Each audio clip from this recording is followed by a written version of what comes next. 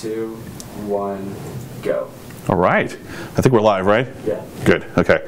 Welcome, Lee Wilbur. Good to be here. Thank you for being on the on my show. So there's something I wanted to talk to you about. I'm a little worried that maybe you're mad at me. So a little while ago, I was Lee has been trying to get me to be a consultant for years, and I actually went with him and I worked with him for a company. Or I went to interview to work for a company and ended up not doing any actual work for them. So that's like your bread and butter. You are a really nice guy and you totally stuck up for me and tried to get me a revenue flow. And I walked in there like I was frickin' Jack Sparrow. And I'm like, hi there, mateys. I'm here to do some Linux work. And I took my shoes off, and I'm leaning back, and I'm like, hey, how's it going? And just took some casual notes. And then I asked a bunch of questions and wasted everyone's time. And I'm sorry about that, because I was kind of like trying to figure out where I was as a consultant. Nah, that was nothing to worry about. It ended up inspiring me to find an alternate solution. Really? Yes. What was your alternate solution? To do a bunch of weird things with a VB program. That program? Yes. Awesome. That you've been teaching yourself to code, right? I've been coding in Visual Basic I'm not going to audit it, man. Just, you know.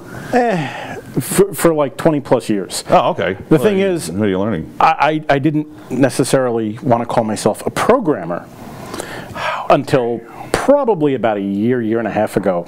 Oh, okay. When reviewing somebody else's code, I suddenly realized what I was doing wrong the entire time. Ah, so is that like how you know you're a programmer, when you can look at someone else's code and go, no, I don't think so. Is that it? Is that the magic moment? Well, not ever having professionally programmed before this or having really professional education in programming, I don't know. Is it like, are you doing it for a need, or are you doing it in reaction to the market? No, the client that I'm working for has a program that was written at least 10 years ago. Right. And they haven't had updates to it for probably 5 to 8 years before I got there.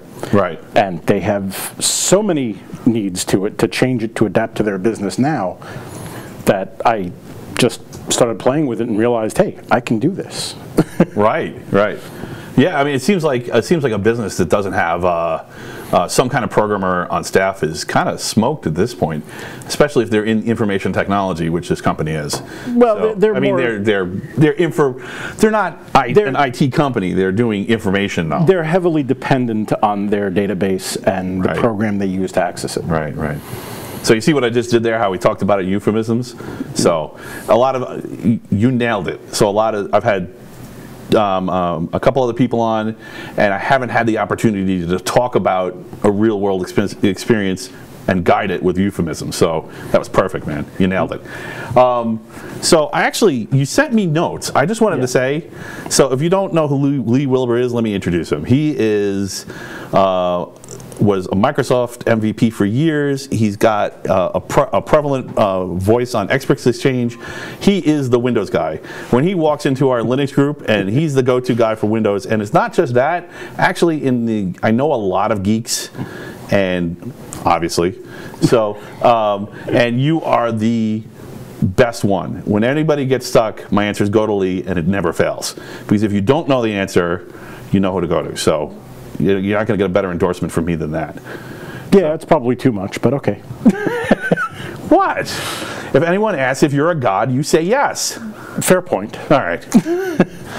So let's see. So we had a couple of points I wanted to make. So one of the things I wanted to say is, so some of the notes I'm reading here are actually the brainchild of Lee, who came up with his own questions and ideas and things he wanted to talk about. He actually gave me a much bigger list. I had to narrow it down. So Lee's been involved with Icon before, and he did the SciTech programming for years, and he came up with these amazing topics. And it's not just that. You know, sometimes you come up with really great ideas for like any kind of abstract concept to anchor people into a conversation. And what that really is marketing. You're a marketing whiz and you don't even know it. So I'm going to out you as a marketing whiz and say that these are great questions. Thanks so much. Is there anything in the list that you particularly wanted to talk about? I don't know. All right, we'll find it. Whatever. I gave you a list of a whole bunch of things that, as far as I'm concerned, are interesting to talk about. Yeah. Possibly fun, possibly serious. Well, I was just saying to you off camera that, I mean, this could take like years to get to the point where we could do 10 shows, no problem, and just to cover all this stuff thoroughly. So, let's start with this one. Yeah. Okay. All right. Let's start with this one. So, out of the future into the now. So, the first thing I wanted to talk about was something you brought up with politics, which is amazingly timely, and I can't believe this happened right after I started my show. So, how do you pronounce his name? Is it Beto? I've heard it Beto. Beto? Okay, Beto O'Rourke. Yes.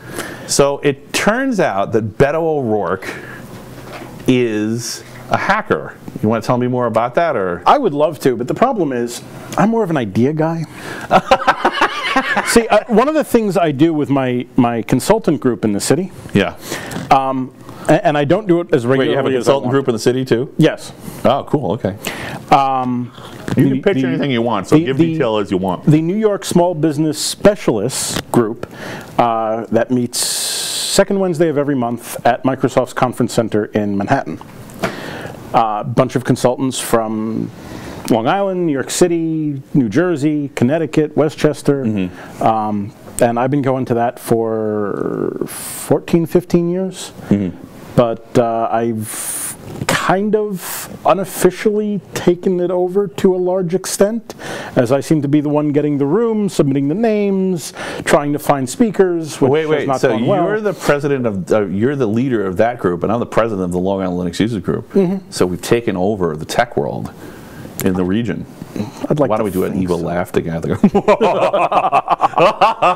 That's the best I get. Yeah. Anyway, sorry. So where was I? Yeah, you were talking about your group, the SBS. Yeah. And in the Microsoft building, you just plugged it.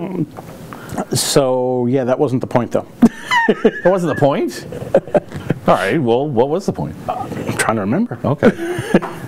So the ideas. The ideas. I put together this idea, man. So actually, I can't take credit for the idea of this because another member of the group has been doing a presentation for our group, right? That he calls the SBS News, which he goes through various websites, articles. You started that, though. No, he did. Oh, he did. Okay. He did many years ago. Okay. And what I do pales in comparison to what he does. Wow. Okay. But he would go through, gather, read all the articles, and his little motto was, "I read so you don't have to." Nice. When he was unable to make meetings, I started trying to throw together my version of it. Right. My motto was, "I skim so you know what to read." Good. So, and as far as the Beto O'Rourke thing, I skimmed it, but I don't know all the details of it. Right. Okay.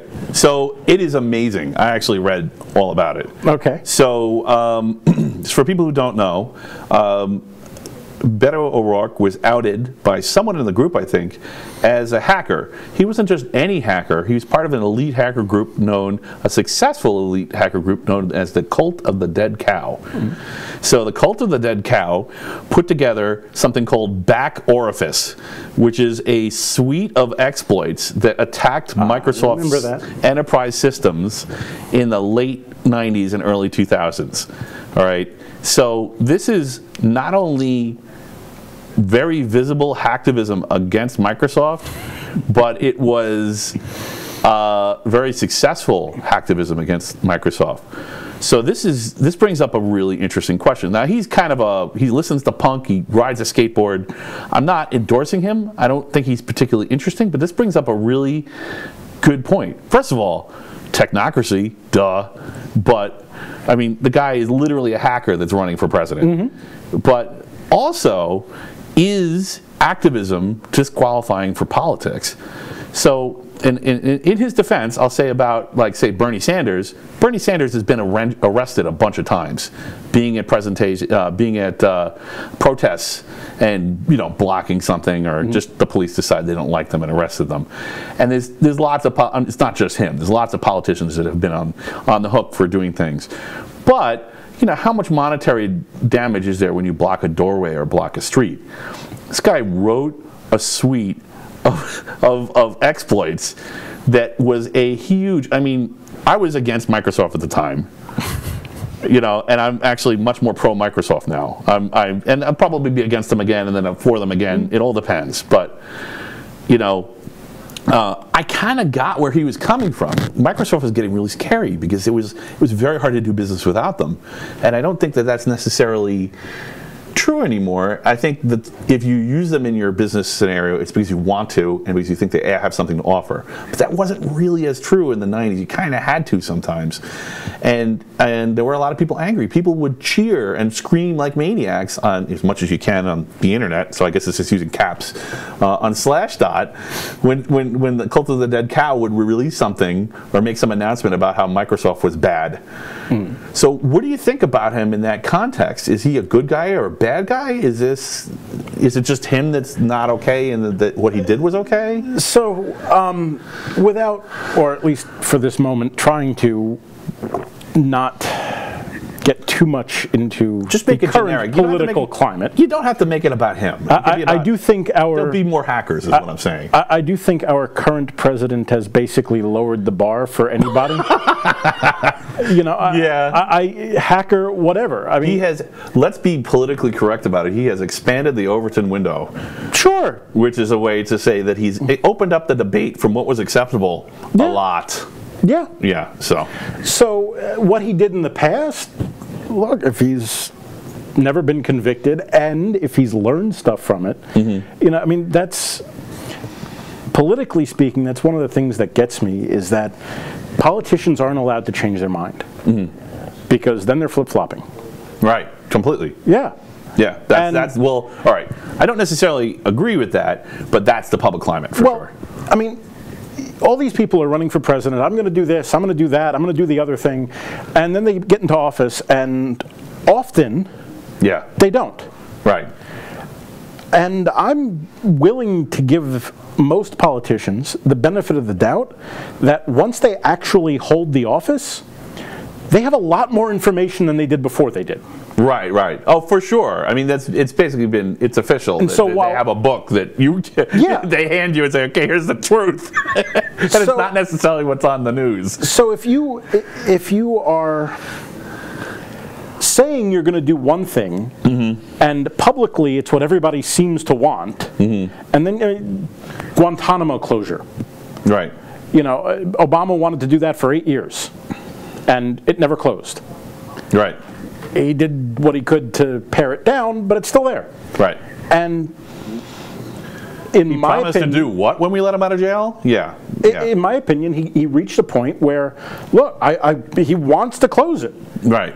But the reality is, he can't. So what you're saying is, when someone gets into the presidency, their hair goes gray, and then their set of what's possible changes. Yeah, and I think people should look at what the candidates are saying, and first of all, the candidates actually have to mean this, but assuming that they do, you want them to give the candidates leeway in changing their mind or not being able to accomplish what they otherwise promised, because now that they have more information, certain realities can be considered. Right. Okay. Yeah, that's probably true. You know, I think in a way, having the Overton window opened up so wide is actually giving us a chance to redefine what politicians are going to do. I think this is Generation X's chance. I hope the millennials don't ruin it for us. No, the millennials won't ruin it for us. We're hearing a small minority. That's the problem. So, you know, the people who are not the boomers, who are almost as big as the boomers are, have a chance to finally redefine things. And so, yeah, I mean, I see it. Okay, I was just curious if you had something. Look, Off the top of my head, knowing this makes me more inclined to vote for him, not less. Wow, okay. Because he should have some understanding Right. and experience with technology that hopefully he can trickle down to the rest of us. Okay, hold on. I have my notes written out. It was politicians. Oh, that's the next page. Oh yeah, Ted Stevens with a series of tubes. Remember that one? Which is either the smartest thing a politician about the internet. He called the internet a series of tubes. And people responded by putting up uteruses and fallopian tubes. You know, yes, Ted, that's what it is. But actually, it's a really good bridge for someone who doesn't have any idea. You know, Isaac and I talked a bit about metaphors. What do you think about metaphors? Like? Metaphors, you know, like comparing a car. Simile. Oh, right. Yeah. I see what you did there. Oh, you zinged me. Okay. I like metaphors. You do? I do too. I think for people who don't understand something, they're a way to help people understand something. Right. All right. Fair enough. So, yeah, okay. And, well, his complaint was that if you take it too far, if you keep running with it, that's when craziness happens and people start making bad decisions based on the metaphor. But I actually think that there's another, God, you really need a word for it. You know, one of the things is it's hard to discuss some of the things that come up on the show, that come up in the technocracy, because we need new words, because we don't have words for, you know, I was talking about this is a complexity horizon where you just hit a point where the words are not keeping up with the ideas anymore. But I was looking for a sniglet dictionary the other day. I couldn't find a good one. What is a sniglet? You didn't watch Not Necessarily the News in the early 80s on HBO? No, what is that? Oh, I loved that show. I was like 7 at the time, but I loved the show. That's all right. I watched the freaking news when I was in first grade, so I'm watching Town Brokaw talk about Ethiopia. It was sort of a news parody show. Yeah. Kind of like SNL's Weekend Update or something like that. Right. That included, among other things, fake advertisements and... so it's like The Onion like before The Onion was around. Yeah. Okay, cool. And they had a feature on there where somebody talked about sniglets, which is words that should be in the dictionary but aren't. Okay. I wish I could give you an example. Humble brag. Well, actually, that's in now. So the dictionaries have caught up. They're putting words in much faster now. So they used to be years and years and years, and it's this long, complicated process. Basically, their threshold's almost done nothing. So, like the Urban Dictionary is only the Urban Dictionary is the alpha version of the Webster Dictionary at this point. So, so sniglets, huh? Okay. Yes. All right. So there was something I wanted to. Yeah, I feel a little naked because I don't have a computer to look things up right now. I know, right? That's awesome, though. Well, so we need all this language to talk about the things that we want to talk about, and I'm finding myself at a loss. So we were. I think I've branched one too many times. Too much forking. It's forking awful. Let's see. So let's go on to the next thing, and we can always come back. So one of the things I wanted to talk to you. Well, you see. All right. So this is one of the things that I'm afraid of is that I'm going to run out of words on this show. So last show we went. Rich and I went for 2 hours and 45 minutes, and around 2 hours and 45 minutes, I just started stumbling around like I didn't know what to say anymore, and I got home, and my wife starts talking to me, and I just look at her. I say, okay. And she didn't understand what was going on. And then like she comes over me and asks me a question. I said, sure. And that's all I said. And she's like, what's wrong with you? I ran out of words. So I couldn't believe it. So if you don't make me run out of words tonight, my wife's going to be really mad at me. So you have a job, which is to challenge me. So I need to keep you talking. Okay. You need to keep me talking. Right, because otherwise she's going to hunt you down. Or at least she'll express her disappointments. I guess she's going to get the final word on it if someone can come back on the show, because if they don't make me run out of words, then she's not happy. And a happy wife is a happy life. One of the things you brought up in your notes was red light cameras. So what exactly were you thinking with that? What would be the... Was I talking about... Well, okay, I may have mentioned that. I don't know. It's one of those things that it all depends on the person involved. Right. But it's always bugged me. I've gotten 3 red light camera tickets in my life. Criminal. Go ahead. With the exception of one, which was for making a right turn without coming to a complete stop. Right. The other 2, I ran the light by less than half a second. Right. And that just annoys the hell out of me. Did you smoke your tires as you did it? No. No? Okay. Were you sideways? Were you drifting?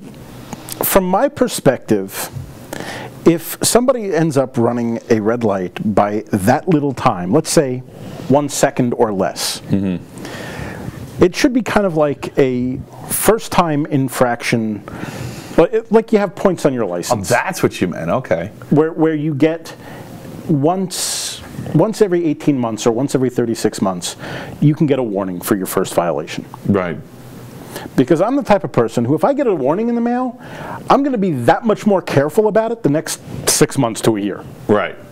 Oh yeah, I only get caught at a camera once, and then I know. You know. And look, if you blatantly do it, you ran the light by 5 seconds or something, then you deserve a ticket. Right, right. You're forcing cars to plow into buildings and stuff. But if you just miscalculated a little bit, you, for whatever reason... Miscalculation is verboten! By half a second, just first time in 18, 36 months, you send a warning. Right. And then you ticket the guy for the second instance. Okay. Yeah, I agree with that. That makes sense. It's kind of like, be fair to people. So what about if Beto was the one that hacked the cameras to prevent them from giving people first-time tickets? Hey, I'm all for it. Nice, nice. So you're on Kohlberg's 6th level of development then, where law doesn't make morality, where morality makes law. Oh yeah. That's the most advanced one. I mean, it's a compliment. No, there's something that made a lot of sense to me. I mean, I think it was a Facebook meme I saw, but it was something like, it was legal to discriminate. It was legal to, I think something about the Nazis in World War II. It was legal in Germany to take Jews away. Right. It was legal for slavery. Slavery was legal. Yeah. Not just in the United States, by the way. It was other countries too, in particular Rome. But in just because it's legal doesn't make it good or correct. Right. Completely agreed. And to that end, if something is morally wrong but technically legal, I don't know that I have a big problem with people doing something to get around it. Right, right. So, Socrates died arguing with you. He basically said, yeah, go ahead and kill me because it's the law and I must follow it. But, of course, he was just being very meta. It takes you have to have some stones to be so meta that it involves your own death. Yeah. I'm more concerned about the present day. Yeah, I think he's wrong. No, it was a good point philosophically, but yeah, he's wrong. I think that we should strive. We should use our knowledge of morality to write laws that make sense. But at the same time, I think laws can get completely out of control, and your only choice is to disobey them. So, I mean, you can't be moral and be upstanding for your entire life. I think that's probably a fair statement. I don't know if you disagree with that or... I think it really depends on... I mean, upstanding legally. At some point, you're going to have to break a law. It may not be major. You can try to minimize the law breakage so it does the least damage. Well, I haven't necessarily done studies on this. I'm trying to get you to admit to a felony. It's just philosophy. Well, no, I'm not technically admitting to a felony here. Right, right. I'm just pointing out that I haven't done studies on this, but thinking about it, I think it's probably reasonably true. There's I think it's a book. I couldn't tell you the author's name, but if you Google it, The Anarchist Cookbook? No, that's just fun. We found it. But a book, I think it's titled 3 Felonies a Day. Right. Which suggests that most people are committing 3 felonies a day. Wow. Okay. So that's pretty bad. Yeah, and if you think about it, what you're doing,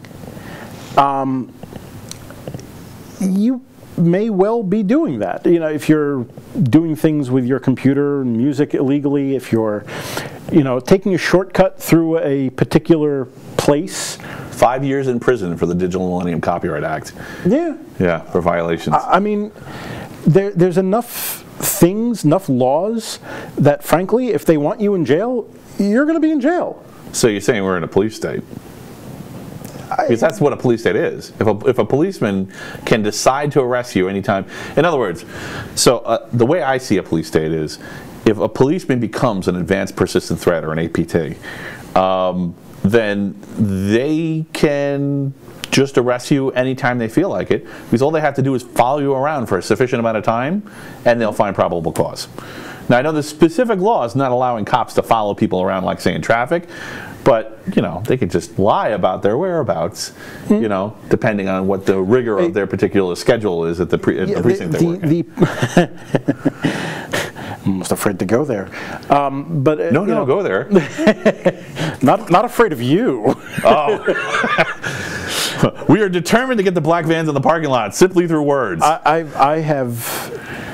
I've heard enough stories, and look, many of them are probably just stories that have little, if any, fact to back them up. Right. But I've heard enough stories of police who will, and not just police, I mean, just figure law enforcement professionals. Yes. As a broad term. We've actually invited a few to our groups, so, yeah. Who will do things to make their cases stronger at the expense of reality.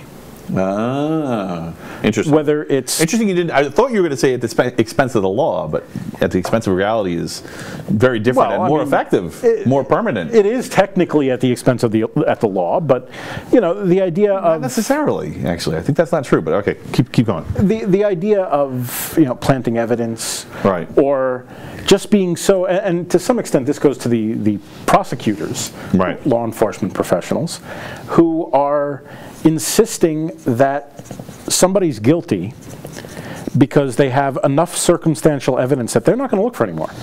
Right. And then you end up with people who didn't actually commit a crime serving time. Right. And even when evidence exonerates them, you never hear about, and maybe they are, but I certainly don't hear about a reopened investigation to find the real criminal. So, unless of course there's genetics, which has such ridiculous odds against them being incorrect that no one can morally argue against it. Yeah. But if there isn't a case where there's genetics involved, there's no way out of it. You have prosecutors arguing against genetic evidence today. I mean, it's right. Well, it's usually custody. So if you assume custody is, 100%, like unbeatable. But again, that's what you're talking about, is the distortion of custody. Yeah. Really. The lack of sharing evidence with defense attorneys. Whether it's just the information about what the cop was exposed to, or whether it's stuff or whatever. I don't watch as much of John Oliver's show as I'd like, but he does some fantastic pieces on a variety of topics. Right. And I think he's funny as hell, and I also find him really partisan. I'm like, oh yeah, I'm an independent, and like sometimes I'm like, yeah, and sometimes I'm like, please stop. It's not true. He's a little distorty, but I like him. I hate that I don't love him. Does that make any sense? No, I mean all the shows. Right. As much as, and even the real news, which really be called a show. Right. Yeah. They distort things for their own points. Do any news programs have typewriter noises in their intros anymore? They all used to. They all used to be, which of course is ridiculous now, right? Unless it's a clicking keyboard. But the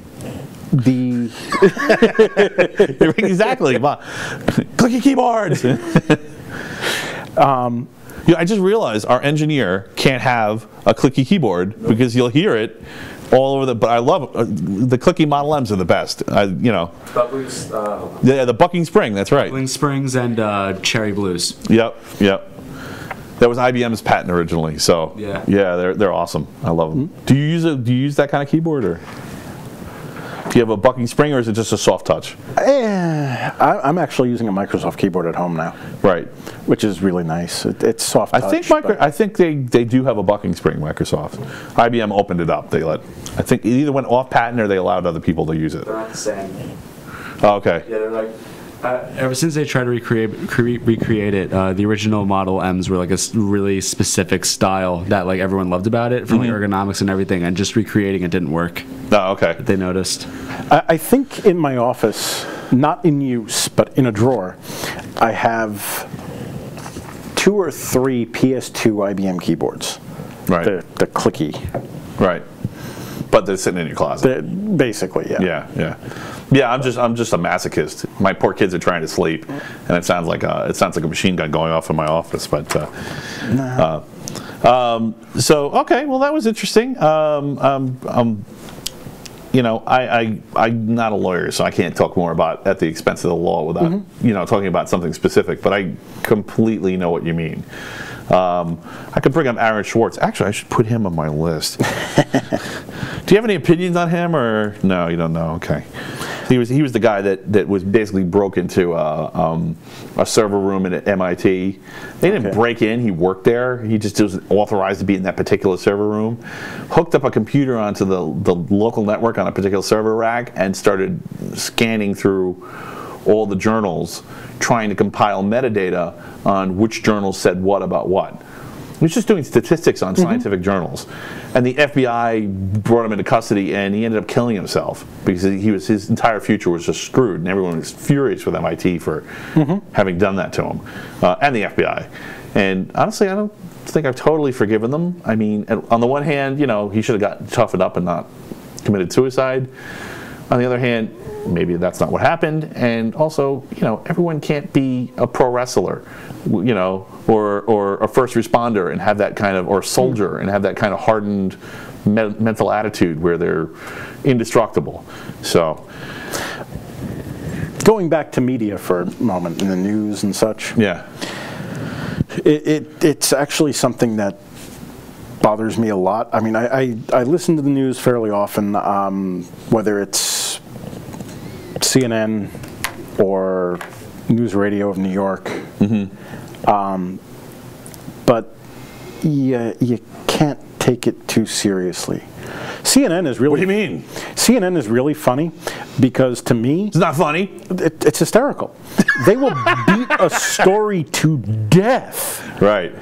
Yeah. They will spend 2 weeks... They weren't like that a few years ago. It's pretty recent they've been like that. That's when I first noticed it. Yeah, that's when it changed. Well, when that flight disappeared in Southeast Asia, they spent a month on that one topic where if by the end of 3 weeks, if 3/4 of the hour wasn't talking about something to do with the disappearance of that plane, right, they were doing something wrong. Yeah, that's what you do in public relations. That's not journalism. Journalism is saying something someone else doesn't want you to say. And the other thing that bothers me about today's journalism is listen to any interview that a reporter does with just about anybody, especially if it's involving a crime, like, you know, the car that killed the busload of children, you know, wasn't that a horrible thing? Why are you leading them? I mean, sure, morally it was a horrible thing, but you're the reporter. Let the person who saw it decide what he thinks about it. Are you leading me? Yeah, yeah, exactly. No, you're right. No, you're totally right. Everything is, you know, was it a gruesome picture to see all that? Yeah. Was it frightening when that tree came down right in front of your car? Right. I mean, what do you think? Of course. That's the dumbest question you can ask. And yet that's the only questions they ask. It's the news of the lowest common denominator. Yeah. I really, I am a huge, past tense, I was a huge fan of the news. When I was a kid, you know, when I was in high school in the 80s, it was totally different. I would watch the nightly news every day. I would read the Times, and it's just sometime between late 80s and early 2000s, it just got bad enough that I really stopped paying attention. It's just gotten worse from there. I don't want to go into tremendous detail describing the place or the incident, but there was a particular case that got some significant media coverage when they found the person they suspected of doing it. And I was close enough to talk with some folks who worked at the place the person was found. Right. And when I went home that night, out of curiosity, I ended up watching, I managed to watch, I think it's 3 different news broadcasts. All 3 said something different, notably different about what happened that day, compared to what I was told by somebody who was working there. Wow. Now, it is a developing story, sure, but can you try to get it right? I mean, or try to not provide false information? Well, the interesting thing is, so you have everyone's attention. Well, there's lots of interesting things about that. You have everyone's attention, and then you report one thing, and it's not true for whatever reason. Let's assume it's the most innocent possible reason. It was just an honest mistake, and their source was not the most reliable source. I mean, obviously they had different sources, and the story is different from everybody. So, how do you get a retraction? Because the thing that got that information out to so many people was the shock of it. And then, so how do you get an equal shock for the retraction? Retractions are page 50 stuff. Well, one of the problems when you have news stories like that is that it makes people react to what you're first telling them. And so even when you change your story, there's now that doubt. Right. And it comes up to something where, especially if you're watching one particular station. Right. It's basically perception. This is something I've been saying for a little while now. Perception is reality. It doesn't matter what really happened. What you perceive to have happened is what happened. Right. So go back to politicians. Right. When a politician says something, then whatever they say, if you're going to believe it, that's your reality. Right. If a politician tells you that this place did this thing to that person, okay. Well, this goes back to something we were talking about the other day. I don't know. I kind of branched off with someone else, but I don't want to out him in case he disagrees with something I say. But that what is real, and what is really the problem when people go crazy, and So the conclusion that I came to, and I haven't really totally flushed this out, but it seems to make sense to me, is that I think that the thing that's important, because I was like, so Rich started talking about, last show our guest started talking about what almost sound like supernatural experiences, but specifically it was with aliens, right? And telekinesis, both of which I strongly suspect are possible, but have no evidence for. Right? I completely understand them. I think they're interesting. I'm not, and I was kind of hard on him actually. I feel bad about this. I was kind of hard on him. I was kind of like mocking him a little bit. But the thing is, I think it doesn't matter whether what he's saying was true or not, which it may be. What's important is that he's earnest, and he isn't acting in a way that's blocking other people's freedoms, that on information he cannot be certain of. Right? If you can identify a faith, since a faith is just something is that is true but you can't prove. Really, that's I've had a lot of people argue with me on this definition of faith, but if you can have a better word, give it to me. But I cannot. I generally like that definition, and it's funny you put it that way because I don't consider myself an atheist. No, okay. I actually wasn't going to bring it up, but okay, keep going. I do consider myself an agnostic. Right. And what I like to say about religion, go for it. I don't have faith. Okay. I have hope. Okay. Interesting. I hope that there's something after death, because if there isn't, it's kind of depressing. Right, right. Yeah, that is kind of the worms crawl in, the worms crawl out. Yeah. Yeah. So, well, on the one hand, thinking there's nothing after death is an awesome motivator. You have one shot, and if you blow it, you've left no impact and had no impression, and you haven't done any good in the world. I mean, it only matters if you want to do good, if you're not really worried about something bigger than yourself. But so it kind of puts people who don't believe in doing things bigger than themselves at a loss. But yeah, I mean, that's I really like that, because hope is bliss in the future, right? So if you break it down, you know, the way I think it's happening is that we have our emotions define our timelines internally.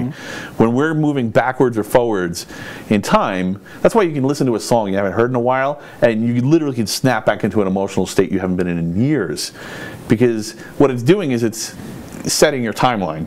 You know, it doesn't always work like that. Sometimes there's something more pressing where the song would just fade into the background, you wouldn't hear it. But you know, if nothing else is going on, you know, you can get nostalgic and you start feeling how you were feeling at that time. And so my point, when you're, what was my point? Oh yeah, so, one too many forks again. So when you're following that kind of emotional, an emotional path, that hope is just clearing an emotional path in the future using the emotions that you're expecting to occur. So the good thing about that is that you can kind of define your own destiny by defining a path, and if you use a lot of reason, you use a lot of logic and a lot of intuition and merge them together successfully with good quality reason, you know, you can actually set up a path for yourself and make your own destiny. The bad part is, if you get it wrong, then your hopes are dashed over and over and over and over again. And without faith or without hope, you're kind of screwed. Then life starts to look really bleak. And it isn't just about what's going on with the worms, it's what's going on in the now. So, yeah, so I mean, that's really good, and I think it probably works for you because you're so freaking smart. But, you know, if someone didn't have a high IQ and a high EQ, that could really go wrong for them. So, you know, you can't blame them for having faith, you know, and using faith as a way to avoid having your hopes dashed and that crushing your spirit. You know, does that make sense? Or am I too...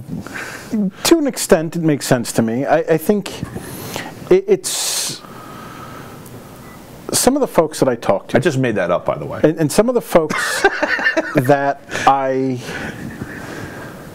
especially the folks who work in my industry and that I know who work in my industry. Right. I kind of... Well, there's one of everybody in our industry, right? In IT, there's one of everybody. Every race, every creed, every color, every sex, every imaginary state that a person could be in. You know, I'm sure there's someone who thinks they're a robot. You know, so.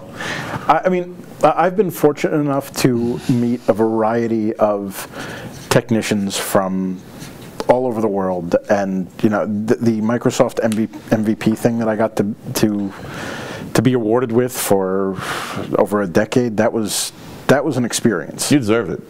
I mean, every time I've asked you a question, either you know the answer or you can find it. So, in my opinion, you deserved it. It's give the man some cred. So, the program itself was intended, as I understand it at least, was intended to reward and award people who spent a lot of time helping out in the community. The community of Microsoft products, of course. I mean, they're not going to give it to you because you're doing Linux all the time. So, yeah, well, you know, but that doesn't mean that maybe Red Hat doesn't have a program. now it's a level playing field. Some people have to use Linux, and some people have to use Microsoft. So everybody's on everybody's playing field. Well, now. What I will say actually is that these days there might actually be an MVP award for Linux from Microsoft. Actually, because they have gotten a lot more into open source over the last few years. Is that how it works? You just vote? It would be. If I were still an MVP, I could nominate you. But since I'm not an MVP, somebody else has to nominate you. That's okay. What happened? Why aren't you an MVP? So I got the award originally because I left my full-time day job, ended up at a client where I had no one else to talk to, like the office of 20 tech people I used to work in. So I ended up on Experts Exchange, as you mentioned before. I'd been there a little bit. Here's the secret that most people don't know. That's leadership. Sometimes when you're out in front, you're alone. Yeah, so keep going. So I ended up on Experts Exchange and answering a lot of questions from various people about all things Windows. And basically, eventually I discovered somebody had written a utility that was fantastic. And I still think Experts Exchange is doing themselves a huge disservice by not doing something to recreate the utility. What's the utility? Back in the day, I think it was called Quick Post. Okay. Somebody had written this program to basically screen scrape their website and present to you in a GUI application on your computer all the questions that matched a particular filter that you configured, or potentially all the questions on the site as they came in. It was a constant feed of new questions that updated within seconds of the question being asked. And the same application allowed you to respond. So I'd have multiple monitors. I'd have the application running on a small 15-inch monitor on the computer. And whenever a new question came in, I'd look up. Oh, how do you do that? Oh, I know that. Click in the window, answer the question, submit. People were getting answers from me and other people within a minute, 2 minutes, 3 minutes on a web forum. That's awesome. How many web forums have you ever known that could respond that quickly? So I want to tell you, I have, you know, I was doing system administration, eventually system engineering, even if I wasn't formally recognized doing it, but I was definitely doing engineering for 20-something years. And my best tech support experience has been a 3-minute wait in a window and then an escalation process. Never that quick. So that is the fastest I've ever heard of. And the fact that Experts Exchange didn't object to the program was great. But the problem was, over time, they would change their website. They'd change the format. And whenever they changed the format, it broke the screen scraping utility. Now, the author would quickly make some adjustments, and it would work. But it got to a point, I believe, I think he may have actually told us why he stopped at one point, but I think it got to a point where he was just tired of doing the updates, and that was that. Right. But kind of back to the MVP thing. The man won. What got me doing that stuff, being able to answer those questions as quickly as I could, I was answering something like 150, 200 questions a month. Wow. Which and let me clarify, I was being awarded the answer in 150 to 200 questions a month. I was probably participating in something like 300 to 400. Wow. So what you're saying is the voice of the enterprise should be you. Computer, analyze this. All right, 1 minute. But sacrilege, I know. Because I was so prolific there, right. Somebody, I don't know if it was another MVP, if it was somebody from Microsoft, but somebody noticed me there and said, hey, we'd like to give you an award from Microsoft for Most Valuable Professional, which, again, is meant to cover the people who help out in the community. Okay. Great. So, as of, I think it was July 1st of 2006, they gave me the award. And they kept giving it to me every year because I kept answering questions. So it was your shtick and you just ran with it? Yeah. Yeah, that's cool. And, you know, other things... You probably helped a lot of people. They would give the award for other things as well. If you did presentations, if you wrote articles, blog posts, answering questions wasn't the only way of getting it. Right. But you had to be providing both accurate and professional information to the community. And that was all great. And the problem was, over the years, I swear, every year, maybe from 2008, the first couple years I was probably doing as much as I thought I was. But every year after that, I felt like I was doing a little bit less, and a little bit less, and a little bit less, and a little bit less. And of course... Were you lazy, or was Microsoft's documentation getting better? No, to both. Okay. The problem was things were moving to the cloud, right, and less in-house, right, especially for smaller businesses, which would be the ones who really need the forums. And I mean, there's still stuff out there in small businesses and people asking questions, but it went from, at a time where you might have had, I don't know, 1,500 questions a day or more streamed through the site, to now, in my opinion, they're doing email notifications, and I probably get like 150 a day. So the entire site is doing less work, less business than you were producing when you were an MVP. They, you know, has it all moved to someplace else, or people just know everything now? I think the site itself has gone through several changes over the years. Right.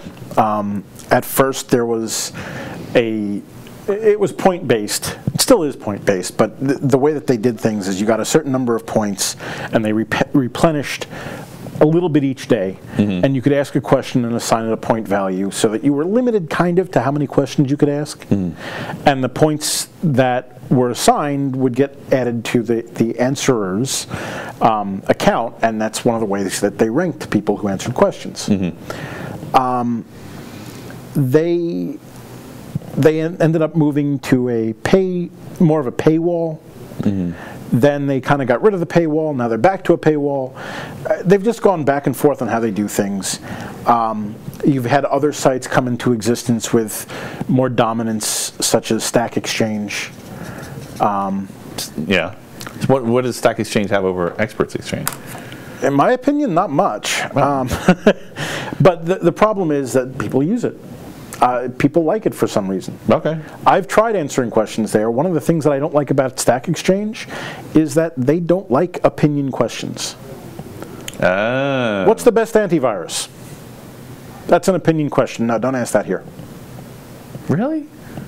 That's the sense that I've gotten over the years. Yeah, maybe well, it's changed. No, but that's kind of crazy because people learn from stories. Yeah. And when you ask open-ended questions, someone can tell a story as a response to it because there's no wrong answer, and you shouldn't. I mean, you can penalize people for having open-ended questions, but the thing is, when you tell a story, you teach people details that maybe they didn't even need to know to ask. It's almost like oppression of ideas, which just ticks you off. Kind of along those lines. Yeah. I've probably been accused of rambling and going to some extent off topic on a number of questions that I've answered. And you're perfect for the show, by the way. Sometimes that's a feature, not a bug. And by a number, I mean, given the number that I've answered over the years, probably in the thousands. Because, in my opinion, discussing the technology or why somebody asked the wrong question. Yeah. You know, how do I do this? Well, you shouldn't be doing that. You should be doing this instead. Okay. You know, or explaining why. Well, there's nothing wrong with that if you give an explanation why. Yeah, but you know, sometimes this. I mean, one of the things. So this is one of the things I always loved about the Linux space is that, and Unix too, not just segmenting it to Linux. I think this is becoming more true with Microsoft also, which is awesome. But that there's always more than one way to skin a cat. You know, what does that phrase even mean? That would be a good one for you to look up. I don't even know what the heck what did I just say? I probably have let me get back to that in a little bit. Yeah, I have my own opinion on that. You know, you could just you could glue all the little tiny pieces that make up Linux in really unholy ways. So, yeah, go ahead. Where was I? You were doing well. You were saying interesting things, and I interrupted you. Yeah. And we were talking about Stack Exchange. And not liking opinion pieces. And not liking opinion pieces. And I said there's lots of ways to do things. Going over... All right, I got it. Sorry. Sorry. I invoked him. It says the multiple ways to kill a cat was actually a derivative of a term that was used earlier in the 1830s. There are similar phrases to it, such as "there are more ways to kill a cat than choking it with cream," but the original term was in the 17th century. That makes even less sense. Where there are more than one ways to kill a dog than hanging. What? Who is drowning their cats in cream and hanging their dogs? What was going on back then? All right, that's just even I guess scarier. It's just a dark term that caught on. Really? Yeah, I guess so. Okay. Backing away slowly from the old people. So, all right, keep going.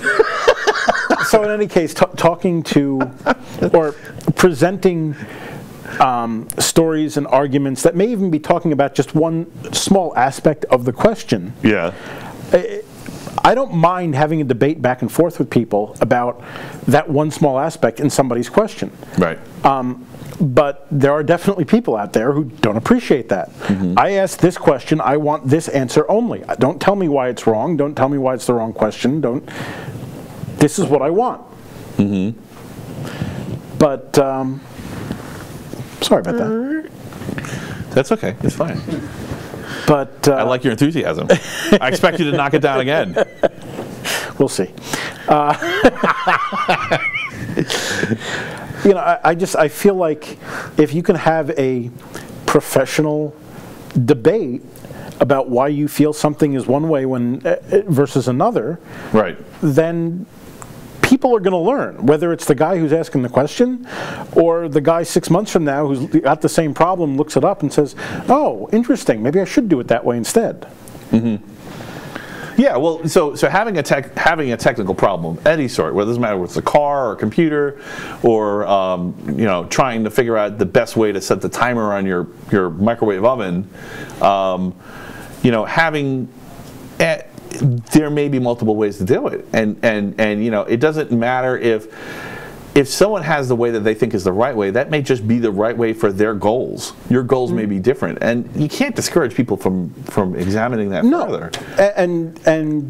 And so these two sites are doing this. Like the Experts Exchange has faded off a bit. It seems like it's not dead, but it's not as active. I would love to see them get back to. And Stack Exchange is doing this thing where they're really restricting the kinds of questions you can ask. You know, and no duplicates. This is the thing that's dangerous about this facts not feelings thing, because sometimes feelings can give you, just like metaphors can give you good information and get you started on a new path that's better, you know, feelings can too, and so can ideas. You know, without feelings or originality, you know, in thought, you never have an opportunity for ideas. So one of the things that I lose track of. You're talking about. Well, I was asking. Well, what I was asking was Experts Exchange and Stack Exchange. Is there another one that does it right? I mean, it just seems like. Well, has everyone lost their mind and they went from the good platform to the bad platform? I think Experts Exchange. One of the things that people have criticized Experts Exchange about is poor quality answers, and at times they have that problem. Right. Yeah, well, that's just life, man. Well, yeah, but when the site is free... If kids never got poor quality answers, we'd all be scholars. When the site was free, you'd have everybody and their brother trying to answer a question. Right. And half of them would just be doing it wrong. But fair enough, yeah. There is wrong answers, yeah. You get to know, or at least over the years I got to know, and I think the others got to know me, the folks on the site who actually know what they're talking about. Yeah. And what's funny is, I still remember this, in 2008 and 2010, Experts Exchange did a conference. They called it their core conference, where they took about 40, 50 people who were volunteers on the site, sort of volunteer editors and moderators of sorts. I mean, they are a for-profit company, but they had a lot of volunteers at the time. Right.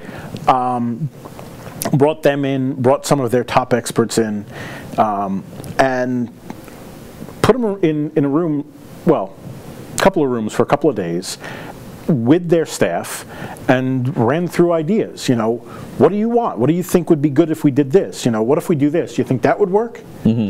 They were really trying to, in my opinion at least, come up with ways to improve their service so that they could help more people and help us help more people. Right. Yeah, that's. You know, they weren't just there, hey, we have a forum, great, let's just let people use it and be done with it. Yep. But they haven't done those conferences in almost a decade. As far as I know, at least I haven't been invited back to any of them. Right. And from what I've heard through occasional posts in the place, they haven't done any of them. Right.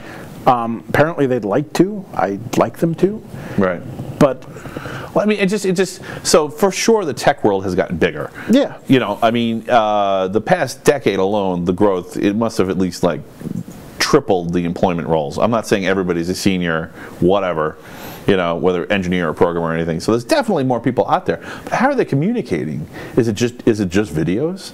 Have we just switched to a video world where people are just doing demo videos? I mean, honestly, when I want to learn something, that's what I do.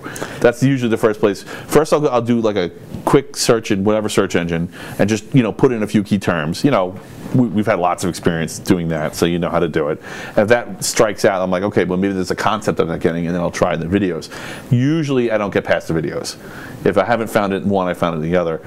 So is it the paywall? I mean, are paywalls just a poor idea? From my perspective, I think they need to have a way to use it for free. Right. Which, for a very long time, they did. Because they can't hook people without it. Yeah. Yeah, I mean, you know, I'm not going to... When you require... I mean, I'm sure not going to sign up now if you told me that. Sorry, guys. When you require somebody to pay to ask a question... Right. There are other places to go.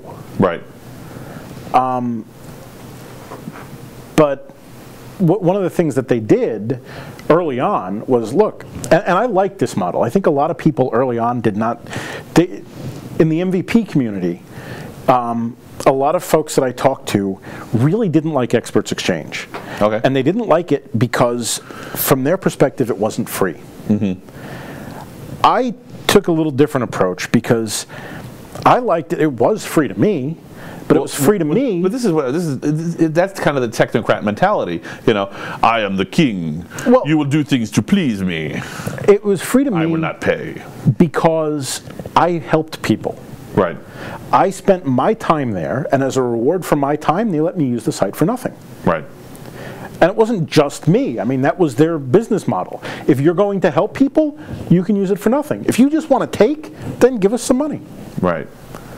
And I'm fine with that. If you want to take without giving anything, time or money, then you can't use it. Well, you know, so of course, I don't, you know, like running our meetings costs money, you know, and I'm involved with my church, and that's a nonprofit, and that costs money, you know, and I've been involved with another nonprofit, and that costs money, you know, and in my experience, I mean, you know, it depends.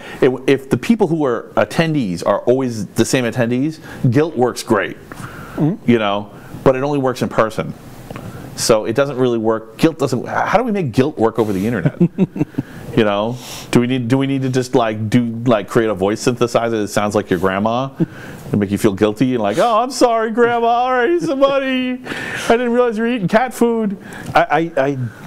You know, I don't have answers for everything. Right. You know, no, I have a large... Well, you know, I think if someone comes up with a model, money, they'll succeed. I have many different opinions and thoughts about many different things. Right. And I am a firm believer that, hey, we should try them because in many cases, whatever it is that we're talking about, if we're thinking there's a problem, what's there now hasn't worked. Right. Yeah, that's true. That's true. If you're talking about something in the current tense is a problem, just try something new. Maybe the new idea will be worse. Maybe it'll be better. But if you're not going to approach it with an open mind, you're doomed to have the same failure that's been happening. So basically what's happening with those forums is they're afraid to fail. Yeah. And as a result, they fail.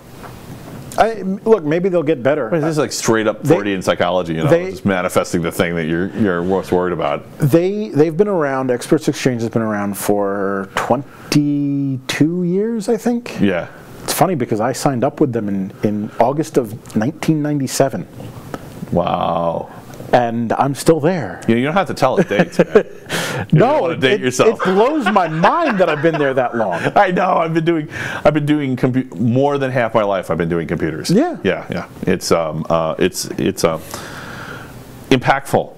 All right. Well, so that's I think we squeezed all the blood out of that one. I had a question for you, actually. Okay. Can I use your? Can we exchange your expertise here? Do I have to pay you? Try. Are you gonna make me feel guilty? If I can try. All right. So that could be fun. I didn't think that was going to become a game, but that could be good. See, I generally speaking, I'm probably too willing to share my technical knowledge and skills. That's why I don't hate your guts, because I don't like information hoarders. At probably little to no cost. However, what I will say is I then have a tendency to expect that whoever I share it with is going to in some way reciprocate. Well, so, you know what that's called? Totally serious. You know what that's called? Friendship. When you have a model where you have to reciprocate, where you're expected to, or there's consequences, that's an alliance. Very different things. You know, people mix them up all the time, and a lot of people add all kinds of properties under friendship. Friendship is just the expectation of freedom with the occasional mishap, and then the return in exchange. So, you know, it's not explicitly, you don't have to give anything in a friendship, but of course, when you have really good terms like that, things flow. So, you know what, I mean, people just, you know, I guess the algorithms of social media aren't actually teaching them how to be friends. They're just teaching them how to be allies, right? Our interests ally at this moment. We're going to do this thing together. Our task is complete. Goodbye, right? I sounded like Data when I said that, you know. Our mission is complete, Captain. You should leave. I'd say more, was it Simon? Oh, what? Let's not out anyone, all right? Maybe I'm not talking about our mutually known Simon. Oh, okay. I'm assuming you watch a particular TV show. Which one is that? Oh, I have a new rule. I know you asked me to watch Captain Marvel, and I've seen the entire MCU. I did not get a chance to see it, but I'm glad I didn't. Okay. So I hope you don't mind if I change the topic. So that had nothing to do with this. Right. When I said to watch that, it was involving. I thought you wanted to talk about it. No, not necessarily. Oh, I'm totally fine. It was just because I made a reference to Flurkins and how I've owned several. Right. Oh yes, yeah. So I'm aware. Well, they really. It's not a spoiler to say that the cat's not a cat. Everybody freaking knows that. I mean, they were teasing it because it was known in the comics, and can you really have spoilers when everything's based on the comics at some point? I never read Captain/Miss Marvel, so. I know, but like, I mean, if all you had to do is click on one MCU exposed video, and then your entire YouTube is dominated by it, and all you want to do is just talk about Thor for 3 days straight. So, you know, but I think I have a rule for the podcast, which is I promise not to spoil anything that's a month old or newer. Because people are busy, right? You know, it's not really fair. You got to give it a month. You know, especially in our industry. Maybe other people are less busy, but we're pretty freaking busy. I am so behind on the Orville. I've only watched the first couple of episodes of season 2. So yeah, so I can't talk. Well, it occurred to me, I'm like, maybe it's not just me. So 1 month moratorium. It hasn't been out a month, so we can't talk about it except talk about what's in the trailers and what's. I'm just talking about the character in your response. When you said you sounded like Data, I think you sounded more like Simon. Simon, who's Simon? Isn't it Simon? Simon. Oh, which in what? The robot guy. Simon. Oh, in the Orville. Yeah, absolutely. Yeah, I did sound like him, didn't I? Yeah, you're right. That was because he's got a little more intonation. Data was more flat. Not only that, but Data was nicer. Yeah, you're right. You're right. Well, that's what's so great about the Orville. Humans still act like humans. Yeah. They're not like, walking on eggshells. You know, like, hey, what's up? I hate you. Yeah, fuck you. All right, good.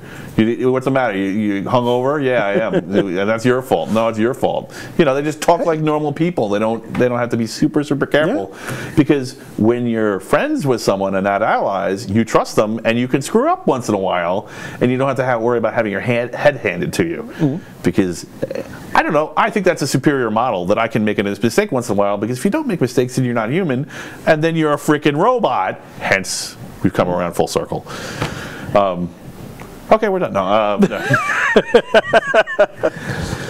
So what was it? Oh yeah. So my technical question. Would you believe that I still haven't asked my question? That was like 5 minutes ago. Yes. That was pretty. I would believe it. Yeah, I would believe it too. So it was about. So you didn't. So that hacker conference that was just on the island. The B-Sides conference. Yes. Joe wrote it. Joe was one of the people running it, and actually he's going to be on next week if you're interested. I'll probably ask about the B-Sides. I think they're going to do it next year. So they had a smaller target audience. Joe Goldberg. He's part of Lilac. He's part of the group. Okay. So yeah, he's our treasurer. Oh, that guy. That Joe. So he was one of the people who helped who helped set that up and make that happen. And So you mean I could have gone if I called him and said, hey, can you get me in? no, this is where I'm going. You couldn't have gone because they had a venue and they planned on like 200 and something people, and 300 and something people showed up, and now there's probably going to be more next time.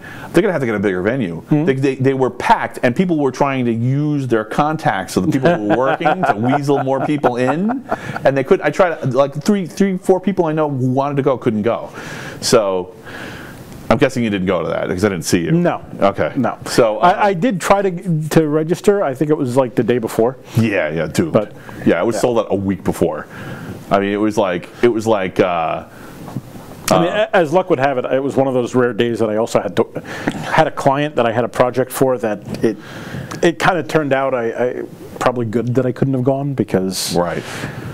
So I didn't get to go to all the talks, but there was one talk that was interesting, and so what they were talking about is apparently a lot of the viruses that have been, like we don't get so many viruses on the Linux side, but it happens a little more on the Windows side. Not picking on Windows, it also happens in Apple too. I think because they're more popular as desktops, so the quality of the tech, the people who use those desktops aren't necessarily technocrats. They don't get it. All economics. Well, yeah. I mean, it's just economy of scale. There's just tons and tons and tons. It's a big target. In the beginning, viruses... For the virus writers, I mean, the economy scale for the virus writers. In the beginning, the viruses were there to annoy you and say, hey, look what I can make your computer do. Remember the Urkel virus? The which one? The Urkel virus? No, I just remember Stoned. Oh, okay. Stoned? The Stoned virus? I don't know about that one. Boot your computer up and your computer has been stoned. Oh. No, I don't think I ever bumped into that. Oh, okay. Yeah, early Windows like 3.1 days was the yeah. Urkel virus, and it freaking took the university I was at the time by storm, and they were running around trying to play whack-a-mole with it. But basically, in the beginning, it was there to annoy you. Maybe to be malicious and delete all your data. You've been punked. Inconvenience. It evolved when people realized that, hey, I can make money off this. Right. So now the malicious software was taking control of your computer. Well, this is kind of my point with Beto. I mean, he was, that thing that he took part in writing, yeah, sure, it was hacktivism, but at the same time, I mean, there was real money involved. I mean, there must have been hundreds of millions of dollars of losses from back orifice. So, I mean, you could even make an argument that things like that were done to expose how poorly written the software was. I completely agree with that too. That's why I'm confused. I really am legitimately confused on what to think about this. But so, malicious software evolved to a point where now no one's doing it to annoy you. They're doing it because, hey, I can make money from this. Right. They're encrypting your files so they can get you to pay a fee. This is where I'm going with this, right? Or they're writing malicious software that will just sit in wait on your computer so that they can launch a denial of service attack on somebody. I mean, so have you noticed any change in the malware? I mean, I realize you probably don't get a lot of malware because you actually keep your virus definitions to date and watch everything and log everything. But I just don't do stupid things. Yeah. I mean, well, it's true. It does work. In many respects, that's what you have to do to be safe these days. Well, I said that 2 episodes ago, and I had a problem with my server, and I'm not entirely sure that someone wasn't trying to hack me and failed. And I was a little bit out of patch. I was like that much out of patch, and it didn't matter as much before, but I think it's starting to... So, what happens in the Windows world is, in my opinion, unless you are somebody of interest, then you're just under attack. You're not under a directed attack, you're just under attack. That's just between, the throngs of being collateral damage in the cyber war versus having an advanced persistent threat that wants you and wants your stuff, either to hurt you or to get your stuff. I kind of tell my clients, like, look, who's going to attack you? Who specifically wants to attack you? My wife. Maybe a competitor. No, that's maybe a relative. My kids. But if you don't have that kind of, if you're not storing valuable information, right, or electronic currency of some sort, then they're just attacking you because they're hoping that maybe you didn't patch last month and now I can get my botnet software on your machine and end up using your machine as one of 100,000 others to launch a denial of service attack. But right. You're just a mindless number in the. So the thing that they were saying is that the botnets these days are more interested in Bitcoin mining than they are in locking your files or sending swaths of spam email. That the vast majority, and actually the return on investment for the people who are writing the Bitcoin Trojans and viruses, the background Bitcoin mining Trojans and viruses, are so much higher than the other business models that they're putting more effort and energy into writing better code. And one of the things that they've been doing is they've been actually squashing the other viruses and closing security vulnerabilities. No, I wonder if you're seeing this in the wild, because I don't really run enough Windows machines that I could or see it or not. I want to verify this, you know. From what I've been able to tell, my security practices appear to be effective, and things. Never say you're sure, because you don't can't be.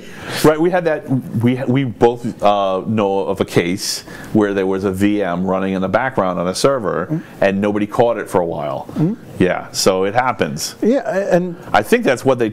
If I was attacked, I'm not sure if I was, but if I was attacked, I think they tried to do that to me and it failed. So, but it could just be hardware. It's really hard to tell. So it's not like they put up a sign, "I got you." Yeah. You know, so I mean, they do that sometimes, but you know, I haven't been hacked in a while, so please don't. I got other things to do, but you know, what I was saying with Isaac is that just patching is usually enough. Like you know, you can do firewall rules, you can watch your logs and you know. And carefully craft every single packet that comes in and out of your machine. But just patching is like 3/4 of the way there. If you don't patch, you're dead. You have to patch and don't do stupid stuff. Right. I mean, don't browse stupid sites. Don't browse stupid sites. When you get the email claiming that they've taken over your computer and they're going to send your browser history to your boss. Have you gotten one of the ones with one of your old passwords yet? So some database. I might have gotten one of those, but I tend to get the other ones 2 or 3 times a day. Yeah, yeah. Oh, there's a flood of those. Yeah. Yeah, so one of the latest scams that's going around is the one where, so somebody had a database that I had a password in. It's a really old password. Yeah. So I get these emails like, we've hacked your account, with like this password from like 2 decades ago. I'm like, yeah. Well, you think you've hacked my account? You know, Yahoo breach. I'm not fooled by it. There's so many different places that have been hacked that. Right. It's one of the reasons you should use a different password at every website.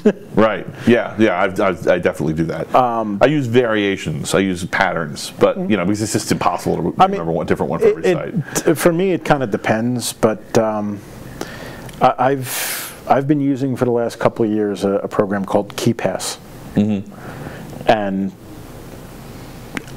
it'll generate a nice long. Is that the one you recommend to people when they're starting out, or is it hard to use? See, well, that's sort of the problem. It's full-featured, but because it's full-featured, I don't know that it's necessarily the best tool for the novice. But if you're comfortable with computers, then yeah, use Keypass. Dude, we have been talking for an hour and a half. Can you believe it? Really? Yeah. It feels like an hour and a half? It feels like 10 minutes to me. Yeah, it doesn't, right? It doesn't feel that long. Maybe 45 minutes, but yeah, it's like well, we're doing great. I think this is awesome. I don't even think we're gonna get to this whole list. No, I mean, all right, it's not. This whole thing isn't the list. It's just that just to hear, and we've only got half of it done. So yeah.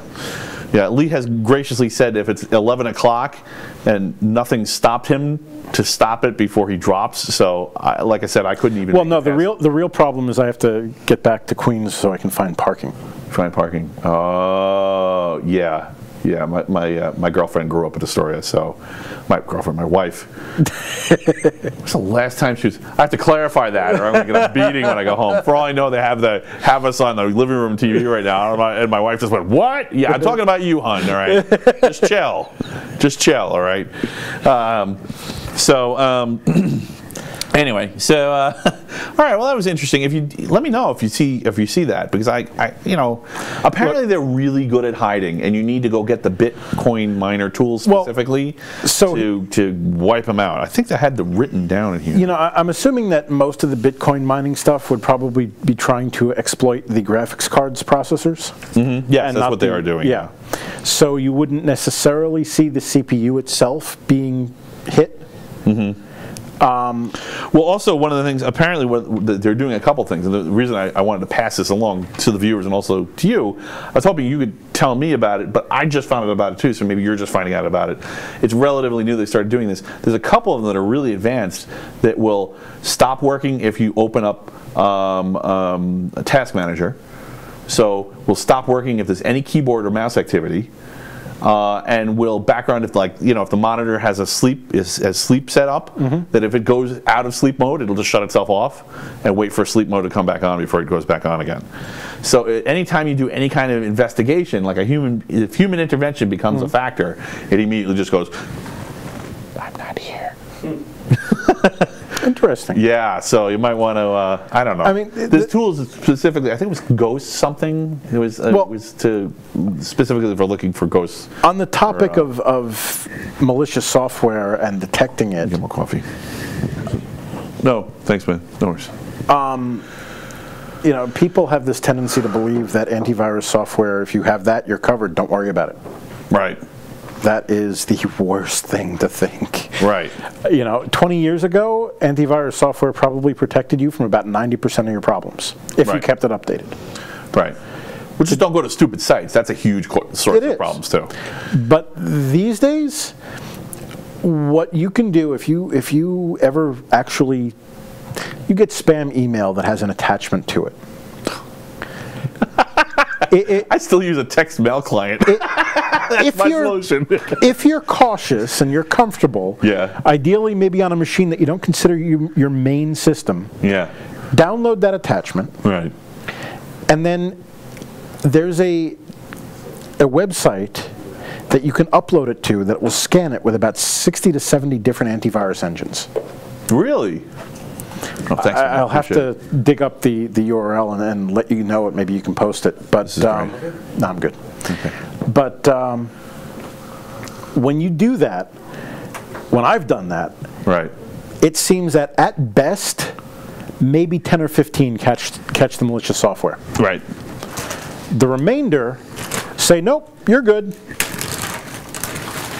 And it's different products. And it's different ones. Well, so what people don't realize about antivirus and anything, so as time goes on, all the kinds of businesses for computers using the definition model increase. And the definition model is really a service model, and the quality of service is how effectively it catches a particular definition and how quickly it's updated. Speed is the top factor when you're looking at that kind of definition service model. And it's the same model that the cybersecurity guys use for their cybersecurity appliances to watch the network traffic, that you use for your antivirus, that you use for whitelisting and blacklisting email sites. It's all the same kind of... When it comes, you know, for somebody at home, ideally you'll get some sort of advanced router that can also do antivirus. Right. You'll educate yourself so you don't do stupid things. And you'll use an antivirus product on that machine. Make sure it stays updated. Well, I'm missing the perfect question. What's the stupidest thing you've ever seen? In what regard? Well, I couldn't say anything, but let's limit it to where somebody just did it to them frickin' selves. Well, okay, so one of this made me laugh. Euphemisms, no names. It was a. I mean, you can't use names if you want. It was basically a cartoon. At one client. Oh, watch the new cartoon, by the way, if you haven't seen the new the Technocrat live cartoon. At one client, this client had put their employees through security training. And the security training then gave them a certificate for completion. Okay.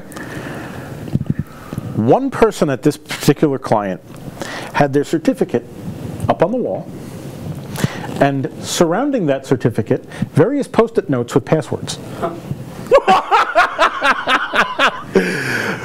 Oh, my God. Kidding me? Dude, did you take a picture?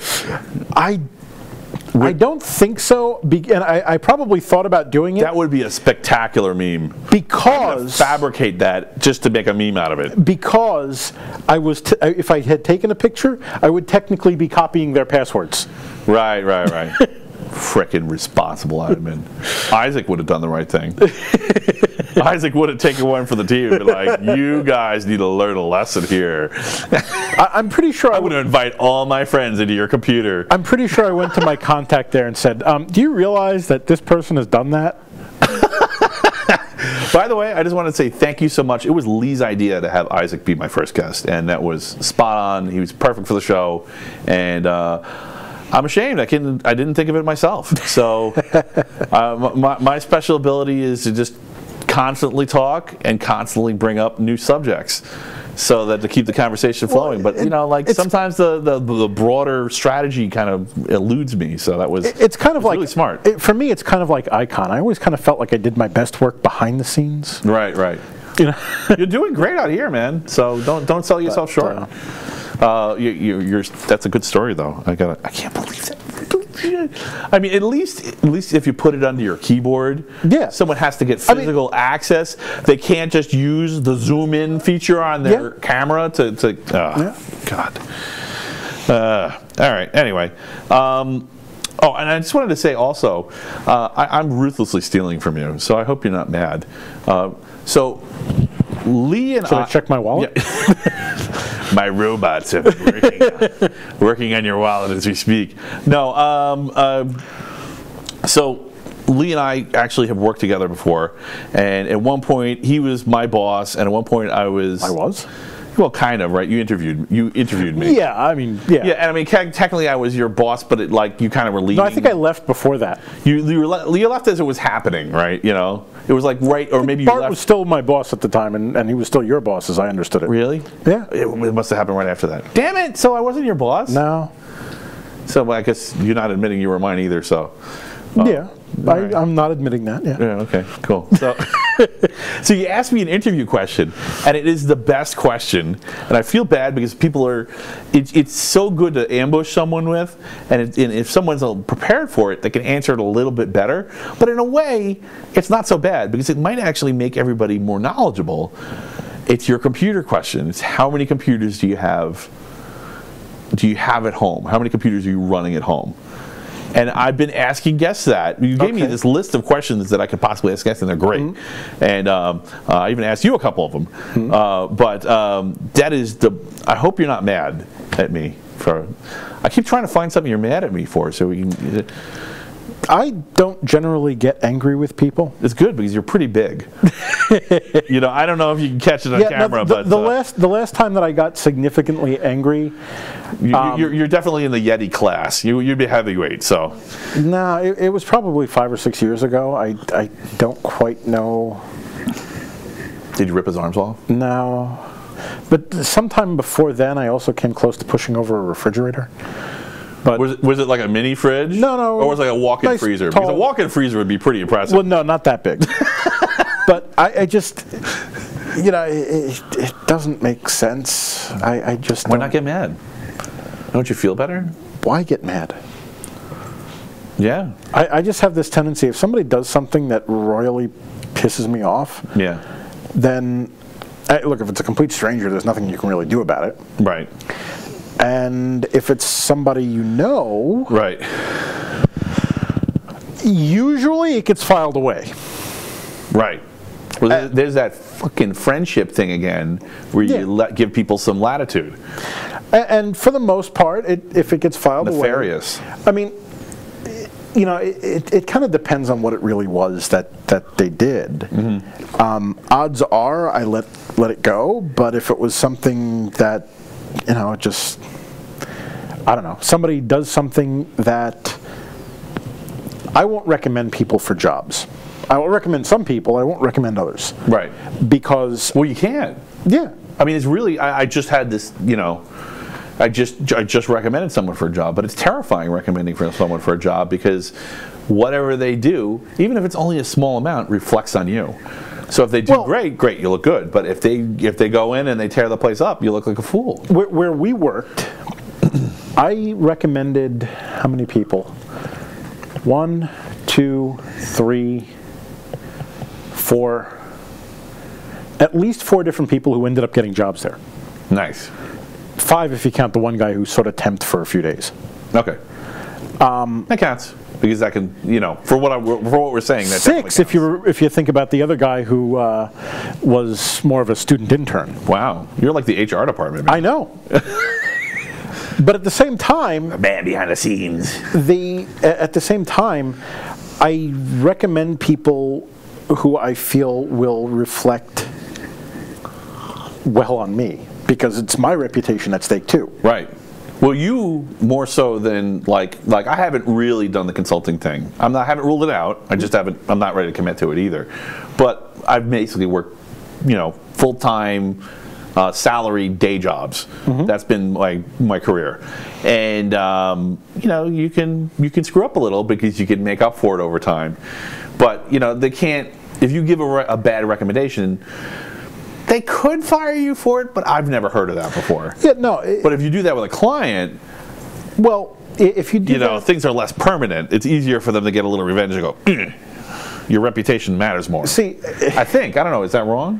I think if you do it with an employer, you run the risk of demonstrating having a poor judge of character, which if you have any potential advancement, can make that questionable. Right. At least it would with me. Well, you can be wildly successful as a geek and not have any people under you. Yeah. If you're a senior, blah, blah, blah. But do you want to be a... you're going to be pulling in 6 figures easy and If you enjoy, and I'm not saying that I don't, but if you enjoy working with the technology and programming, fixing it, setting it up, whatever it is that you do, if you really enjoy that and you don't really have a strong desire to be in management, right, then fine. Yeah. Well, so the thing that people don't realize about management is that, yeah, sure, you might make a little more money. Actually, first of all, you don't always make more money. Sometimes you get paid the same. Yeah. Which is completely crazy because what I'm going to say next, which is that in management, you're getting that higher pay to reflect your higher risk.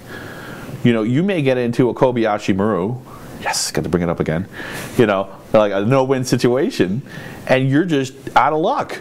You're going down with the ship. You're the captain. You're the last one off, and it's going down fast. You're probably not going to make it. And you may tank your career as a manager. Of course, if people above you are making bad decisions, sure, but they can lie. Yeah, they can. When their reputations are on, at stake, they can just lie about it. So that management isn't really the panacea. A lot of people want to be managers, and it's like, yeah, if you're a good manager, you don't really want it because it kind of sucks. It's like wanting the job disqualifies you from being good at it. I'm not saying people shouldn't be ambitious. I'm just saying there is an element of that. But my point is, if you have ambition, then you don't want to demonstrate, especially repeatedly, poor judgment, especially poor judgment of people. Right. If you're going to be put in a position to hire people. So many geeks do that, though. If you're going to be put in a position to hire people, right, you don't want to have a track record of recommending bad choices. I mean, there are definitely wildly successful computer geeks out there who are flat out mentally ill. I mean, not kind of, sort of. Like, they even admit it because they can't even deny it anymore. But their employers don't care because they probably do care. They probably would like to get rid of them. But they're usually they're a senior guy. They're one of the most brilliant people on the team, and they're not easy to replace. Yeah. And, and they do the work well enough that they're like, we can't help it if he did that crazy thing. To your point, though, of being different with clients, and having a poor recommendation with clients. Nice, you remembered that. I was lost. I just completely gone. It's over the horizon for me. It depends on how long you've worked for them and what you're bringing the person in for. Yeah. And what kind of track record you have with the client. I don't know, for better or worse, I probably hedge when I recommend people. It's like, look, you know, I think this person does well at this, that's and the other thing. But if they have a weakness, it's probably this. It's not really hedging if you're telling them what your experiences are. Yeah. So that's wise. I think that's really smart. I don't think it's hedging though. Hedging's like, well, my experiences with them were good, but who knows? Right? You know, hedging is, you know, you're saying I only interacted with them in this environment. I saw them do these things. They did them well. I have no reason to think that they're going to be bad at this. That's different. That's just, you know, being honest, telling the whole truth, right? Telling the whole truth versus wild speculation on the negative side. It's hard to hedge in that. I don't know. Maybe just semantics. But keep going. The other thing is that if you do lose a client over it, as opposed to losing a job, it's not that worrisome. Really? Well, I mean, what if you have one huge client? I wouldn't be gulping. Really? Yeah, I'd be worried that I would, like, you know. Look, yeah, if it's a huge client, I've lost huge clients twice. What? Wow. And You're tough. not through any of my own doing. Is it financial management? Is that what it is? Like managing your personal finances so you don't have to worry? That would be helpful. Yeah. Well, I mean, that's always helpful. Well, that's such a non-answer. Come on, man. The first client I lost was, and I didn't lose them per se, but right. They went away. That might be a better way to put it. That's fine. You don't have to be too detailed. No, the first one ended up closing up shop. Right. I worked for them for... Business models change. Just like marriages. 5 years. Right. 5 years, and they just shut down. Yeah. And that was a client that I was doing about 18 to 20 hours a week at. Right. So that had a significant impact on my income. Sucks, man. I think you remember you telling me about that. But then... Fortunately, you owned your car outright at the time. I know that. Or were you still making payments? Year? No, that was... That one I was still paying off my car. That must have been scary as hell. But about 3 months later... Yeah. I picked up another client, thanks to somebody I used to work with.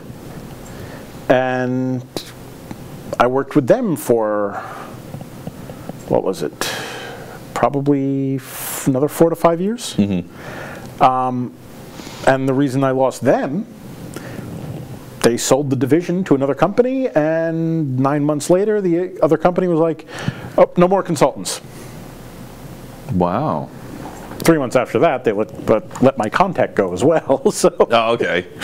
And that one ended up being... You're a mole. That one ended up being about 9 months of lacking a major client. It was also really bad timing. Oh, that sucks. Because later that month, I lost another client for a similar reason. Was it the economy, or was it just randomness? I think it was just randomness. Wow. I had another client that, it was kind of funny. The first one ended while I was actually at a Microsoft conference in Seattle in November. Early November, I got the call from the guys like, yeah, they said no more consultants. I can't use you anymore. Okay. Okay. Well, nothing I could do about that, so okay. A month later, I get a call from one of my clients saying, hey, could you stop by the office in the next couple of days? Sure. I go in, and he said, close the door. Close the door. Like, so, you know, just don't tell me you're merging with somebody else or being acquired. Something like that. He's like, we're basically merging with somebody else. No. So in 1 month, First thing to go is the consultants. Yep. And it was a much larger company that they were merging into. Right. And yeah. so now they weren't a huge revenue for me. Right. But when you take them in combination with the 30-day earlier departure, that hurt. Yeah, that sucks. But yeah, I've been thinking about if I went into the, I mean, I haven't committed to it, but if I went into the consulting business as a primary revenue stream, I was telling my wife, I'm like, you got to work because we need this. We need the. I don't know if I'm as disciplined as you. I mean, I don't know if I'm as disciplined to have. I'm not disciplined. You're not? I think you are. I think you are more than you realize. Maybe more than I realize, but I also kind of think... Well, most people are extremely irresponsible. Most people they literally live paycheck to paycheck, and they can't afford I think the stats came out, they can't afford a $500 bump. Like if they have a $500 bill that they're not expecting, they're done. Look, the thing about consulting for me is I've gotten, and even when I lost those clients, yeah, I lost a big chunk of income. Yeah. And occasionally I've lost smaller clients and lost a little chunk of income. But I've never been unemployed. Okay. And I've always had an income. Ooh, I'm unemployed unless you give me money, and then I'm technically employed. There's a Bitcoin address on the website. Anyway, but I mean, I would still encourage you. Look, I don't. I'm not saying I'm not going to do it. You know me. If I commit and I say I'm doing this, I will do it. But whatever, man. I'm still sparrowing. But to some extent, though, I'm kind of a hybrid, I think, of you right now. Why not you? I'm working, but. In reality, I look at my own stuff, and look, the last 12 months for me have been among the busiest I've ever had. All right, congratulations. I like it and I hate it. Right. And at the same time, have you thought about culling and just knocking off the least productive, least paying client so that you could? I mean, I'm not saying it has to be. It could be any one of the bottom. Something from the bottom. Yeah, I mean, it was several years ago. I actually decided I was going to basically not look for and generally cut out home users. Right. Especially early on, I had done a few. Oh my God, it's the worst. All right, so this is this thing that happens to techs, and I'm sure. See, it's even worse for you because I have a good out. People will say, "Oh, you know about computers? Can you fix my computer?" I'm like, I'm kind of a Linux server guy, not really a Windows desktop guy. I probably could fix it, but you didn't hear that. I don't want to. No, I'm not fixing your desktop. So. But you can't deny it. I mean, you really can't deny that you know the desktop stuff because there's at least some crossover with the server stuff. Yeah. I mean, if someone came in with a Linux desktop problem, it would be more relevant to, that's awful. Wow. The public is terrible to us. Why do they hate us like this? I don't want to fix. I don't want to be the one to tell you, hey, you shouldn't have gone to that website. I looked at your history and I could see where this all started. That's a brutal conversation. And yeah, I have seen. I still have essentially one home user that I do help out. No. Well, you're nice. He's been with me for probably since before I started doing consulting full time. Right. And okay. Yeah, nice he guy. Just got grandfathered in. I get it. I'm pretty sure he is a grandfather. Right. But yeah, I still help him out from time to time. I'd say probably 2 to 3 visits a year, but that's about it. Well, that's good. At least you keep your skills up in that space. But no, there's not many clients that I would really want to get rid of. There are some that I'm less concerned about losing if they decided that we're going to go a different direction.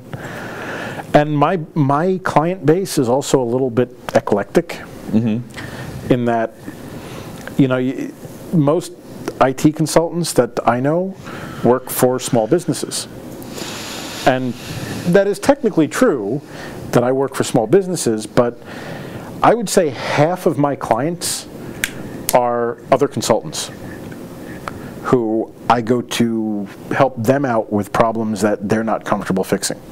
Comfortable, knowledgeable, whatever you want to call it. Maybe it's a little bit of one with this one, a little bit of the other with that one, but some of the guys are more desktop oriented, not server oriented. I even have a couple of clients out of state. One guy in Missouri.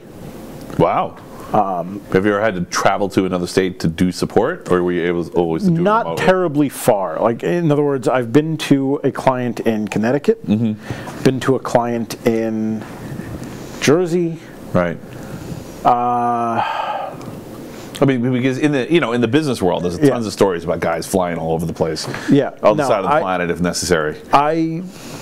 I wouldn't mind, but on the other hand, I definitely wouldn't want to cover the expense myself. Right. And for what I do, vast majority of it I can do through remote access. Would you bill that? The travel? Yeah. Of course. Yeah. Okay. Yeah, I would too. You know, I've had in my agreements with clients here. I found the thing. Sorry, keep going. We have a thing for this. There. Now it's. Oh no, I'm wrong. Okay, keep going. I've had in my agreements with certain clients statements that, look, I'll travel a certain amount at no charge, but if I'm going particular distance, or if I am a particular distance from home at the end of the day, you're covering a hotel. Mm-hmm. Yeah, that's fine. That sounds good. So, yeah, I don't know. I feel like I might. I don't want to I'd be afraid to just bring this stuff up constantly. I got bad news. You owe me some money. I got bad news. You owe me some more money. I hate billing clients. I absolutely hate billing clients. Really? I'm horrible at it. Really? I can go. I don't know, man. You scare me when you say prices. Not because the prices are scary, but just because you have this force in you. There is a bill coming. You must be prepared. I think most clients understand that, hey, they're hiring me to do a job. You know what? They're going to pay me. Maybe this is my crazy thing, because I had a crazy experience when I was first starting as an admin. I had been working for a consulting company which rented me out to other companies. And apparently they weren't totally forthcoming about the rate. So I went and worked for a company who was having problems with DNS, and I worked there for 2-3 weeks. And then the bill came, and they went, bye.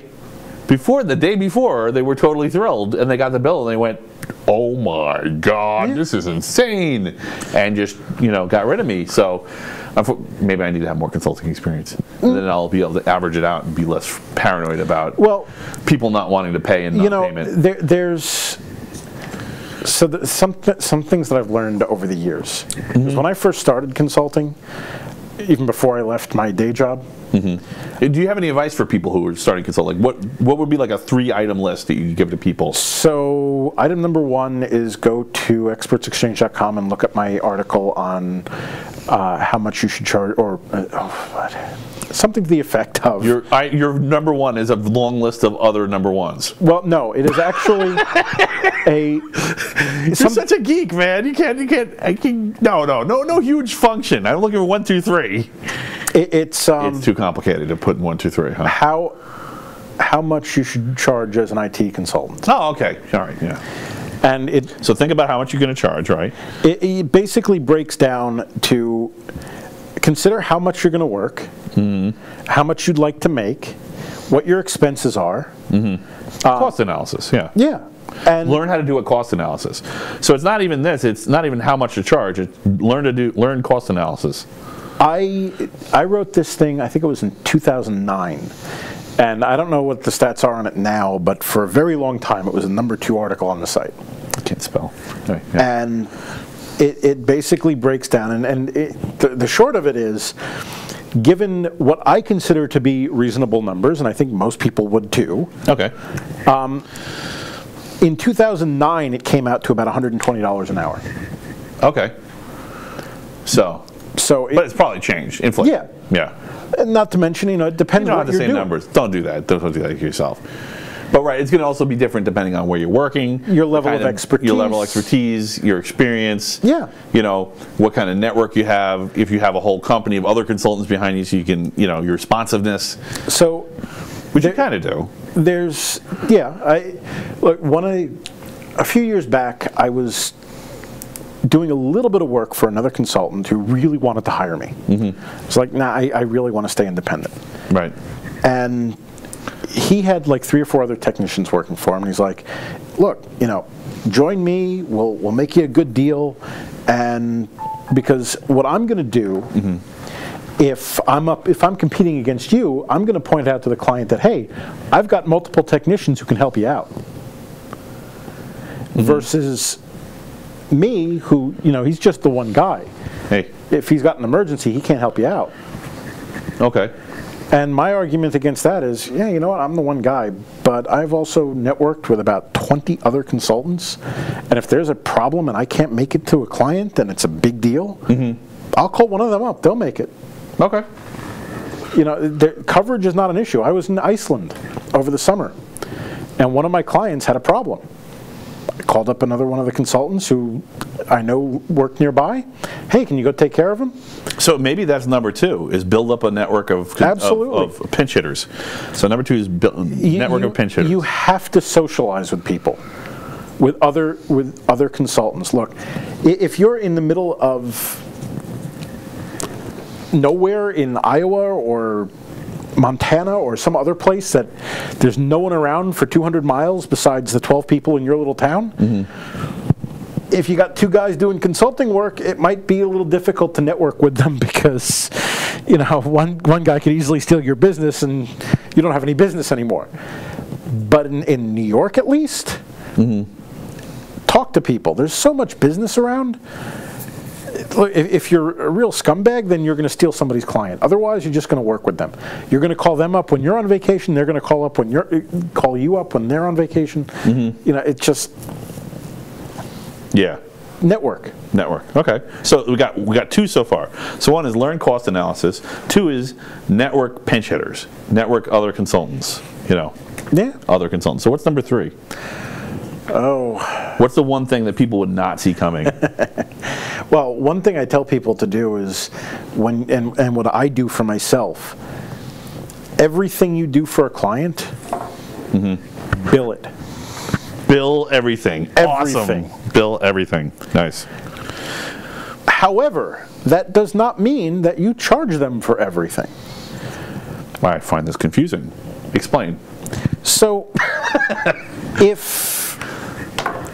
if you're at a client and you're doing something and maybe you want to be nice, you want to do a nice little comp the client, so to speak, then offer a discount. Pick a day where you're there for an hour and just say, you know, I was there for that hour, did this work, line right below that, discount, 1 hour's worth of work.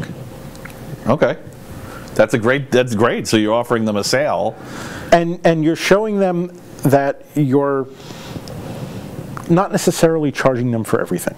Right. You know, attorneys are known to like bill you for everything. Call them up and for 3 minutes and you get a bill.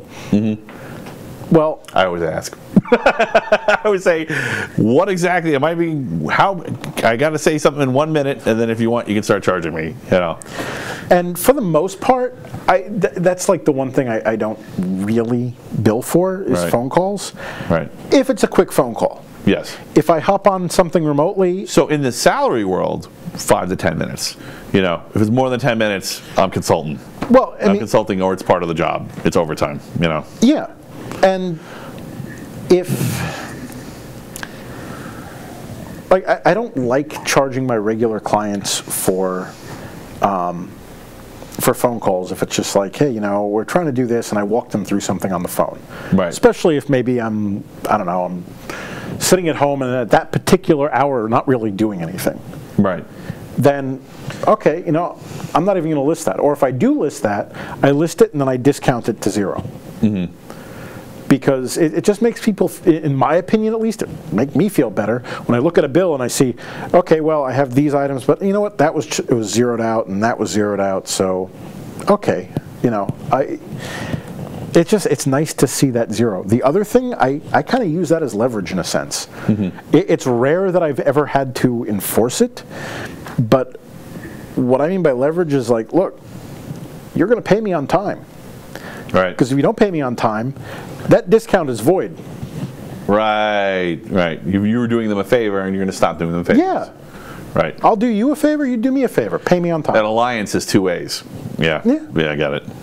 All right, so this is great. So I don't know if you meant to do this when you came on here, but we now have a 3-step list. Is there another one I'm missing? Do we need a 4th step? Well, there's sort of a business model. And these days, the break-fix model. Yeah. No. Service model, you see a monthly charge? Okay. And there are various ways of doing that. I know one. So 4 is set up a service model. One of the consultants I know will actually do kind of a hybrid where they charge a minimum monthly fee and then bill by the hour. So that's a consideration. I mean, this is a big. So people may not realize, like people don't think about the fact that you. I know you, so I know this. That you were, at one point, you were just another salaried worker, just like the rest of the bulk of IT. Not some are consultants, but a lot are salaried. So, and you made the jump into consulting, and you just figured it out. And I mean, I think that's really impressive. I don't know if someone else, but sometimes people want to make that jump. So. One of the points on the service model, and one of the arguments for it's considered to being a managed service provider. Right. And there's a bunch of different ones kind of related to that now. But one of the ideas is you're paying a flat fee every month, and generally speaking, it's an all-you-can-eat kind of thing. Now, you may have certain asterisks, if you will, like I'm not going to replace every computer in your office one month and have it be covered by this all-you-can-eat fee. Right. But if you want to replace one a month over the course of 12 months, okay, maybe that'll include. So there's an expected window of serviceability. Not I'm going to do everything for everything in the month, but maybe 10% of your infrastructure is serviceable in a month, or is replaceable in a month, 8% or 8% or something. But like that. Look, if you get infected by something and it was missed by our antivirus, But how about blame? Is that part of the model too? I mean, do you ever blame yourself? If you blow it, will you like if you? Well, that's obviously you don't blow it, because you're making this face like blow it. I do not understand this mistake you were speaking of. That's sort of the MSP. I mean, I believe it. You're pretty with it. So that's sort of the MSP model, because if you think about motivations when it comes to being a consultant, right? If you're on the break-fix model, right, then if you do your job well, nothing ever breaks. Nothing ever breaks. When are you making punished money? for doing a good job. Yeah. Well, it's the same thing with system administrators and system engineers. Their job is to replace themselves, and programmers even sometimes. But not even just that. But if you're less scrupulous, and like every consultant I know these days has some form of remote access tool for their clients, because they need to be able to take care of a problem whenever and wherever. Your glass fell over. Kind of. Yeah. No, look, it's been a slow month. And by the way, let me remote into that machine. If I ever caught someone doing that on either in my business as a consultant, either working with me or working for my client, or I would totally fire their ass. Absolutely. But lying, that's the problem, because you have to trust the people you work with. Yep. You got to trust your team, or you're just screwed. But so, if you're on the break-fix model, then at the very least, there is an arguable incentive to cause harm or prolong the work. Right. Oh, I've never seen that. Whereas, if you're on the managed service providers model, God, you'd think it was like 1970s Chicago's unions out there sometimes in some of the places I've worked. Just like people dragging their feet and like, I don't want to do. And it makes it, and it's bad. It's you have to want to be motivated, because people just they drag you down, and you're like, all right, well, I'm just going to take this slow because everyone else is, and I can't do anything without this, this thing from guy A and this thing from woman B and this guy thing from guy C. So I'm just going to take my time too, and it's infectious. That's what DevOps is really about, and now SRE. Well, getting away from that. If you're on the managed service model, then you're incentivized to make the system as stable and reliable as possible. Right. Because let's say you bill a client $1,000 a month to keep their systems running. If you can keep their systems running by spending 2 hours a month, you've made $500 an hour. But if you screw up and it takes you 40 hours, you've made $25 an hour. You've gotten the Mickey Mouse salary you deserved. Not to mention that the client has been unable to work for 40 hours, presumably. Well, the good thing, so the thing that's tough about that is then you have to learn how to say no to your client. Yeah. You have to get to the point where you can go, yeah, you want me to do that, but that's crazy, and I'm not going to do that. The managed service model is something that you really need to look at, and there's several books on, but there's so many ways that you can do it, and you do have to be a little careful, and there's potential for client abuse. You know, I pay you a flat fee. I want you to be here to show me why Word isn't printing properly. You know, you put in certain restrictions. Is 4 going to be enough, or do I need a bigger board? Is this enough to get someone started? I think those are the big things to be aware of. So this is the list. Number 1, learn cost analysis, or how much to charge. Number 2, network pinch hitters or other consultants. Number 3, bill everything. And number 4, set up a service model or a managed service model. Yeah, you cannot be a god of the topic. You know, if you think about how you pay. Go on. If you think about how you pay an attorney. Right. You know, you need an attorney to defend you in court or to sue somebody, whatever the case is. Right. They do not guarantee a win. And well, there is a system where they do everything that's possible, which is retainer. Yeah. But it ain't cheap, and maybe you don't want that. But you know, they don't guarantee you wins. Right. No matter what. Right. True. And what you're basically paying the attorney for is their knowledge and knowing where to look. Yes. At least knowing the knowns and knowing the unknown unknowns.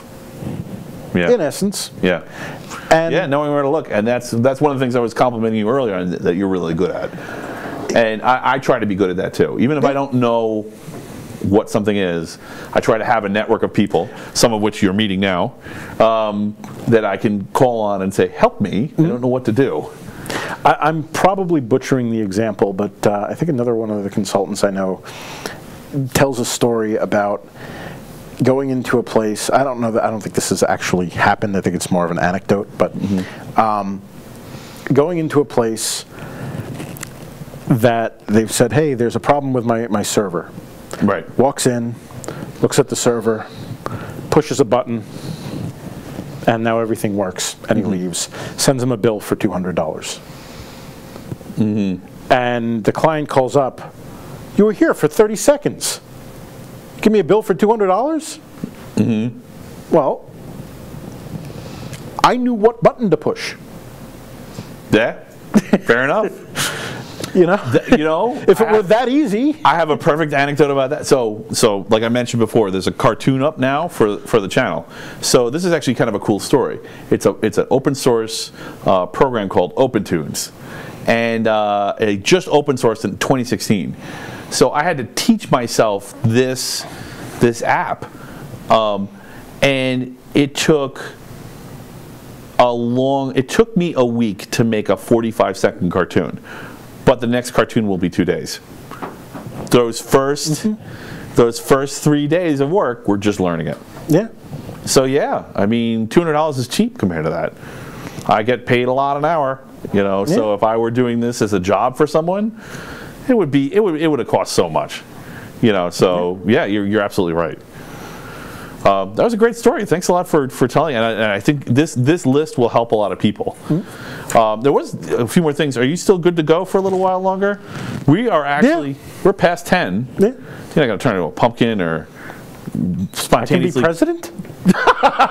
Oh, not that kind of a pumpkin. Never mind. I was going to say spontaneously combust, but actually that's even funnier. I'm an independent, all right, just for the record. So I do like good jokes, though. So do I, just not in office. Just not. What was I was going to ask you? Oh, I remember. So I wanted to say something about. I wanted to include something in this show about the last show. So last show I kind of stalled out when I was talking to Rich, and I just kind of went, duh, because I forked one too many times. I'm trying to avoid the segue word. Segue. Yeah, segue. Isaac set up a shtick with segues. You'll see it. Anyway, so I segued one too many times, and I wasn't able to talk about what I wanted to talk about. And now I realize when that happens to me, it's because I've hit an identity. I've hit a divide by zero error. So that's what's really going on. A verbal identity. I got to come up with a word for that too, because that's not a good enough explanation. But you get the concept, right? So what actually happened was I was talking about tiered stegonography. So for people who don't know what steganography is, it's the art of hiding messages inside of other formats, whether it's inside of a packet or inside of an image or inside of a movie. But the steganography, while it isn't that common if you go back, because it wasn't easy to automate the decryption or the revelation of the steganographic idea, what I was trying to say is that if you are trying to service a group of people and trying to teach people at different levels who are all part of the same group, like different levels of intelligence, different levels of experience, different ages, different interests, different aptitudes, whatever it is, that if you use tiered steganography, you can have the same exact message or information teaching different people different things. And this is kind of, it's a little bit advanced, this concept, but this is kind of what I try to do at Lilac. And I keep it simpler because I can't go up there and give every talk. But what I do is what I tell the speakers when they come in is to talk about, first make it really easy, then make it a little harder, and make it a little harder, and by the end of the talk you should be talking at your level or above it, so that the experts in the audience will get something out of it. So that way everyone in the room, no matter what their level, gets something of it. That's the simplest case of like a tiered learning. So with tiered steganography, what it is the tiers are actually embedded in each other, and that messages are being passed to different groups of people at the same time. So a poet might be actually using some kind of tiered steganography, as an example. So a person who is shallow might read one thing, and a person who is very caring and empathetic might read another. Like, what's that song, you know? I bet you think the song is about you.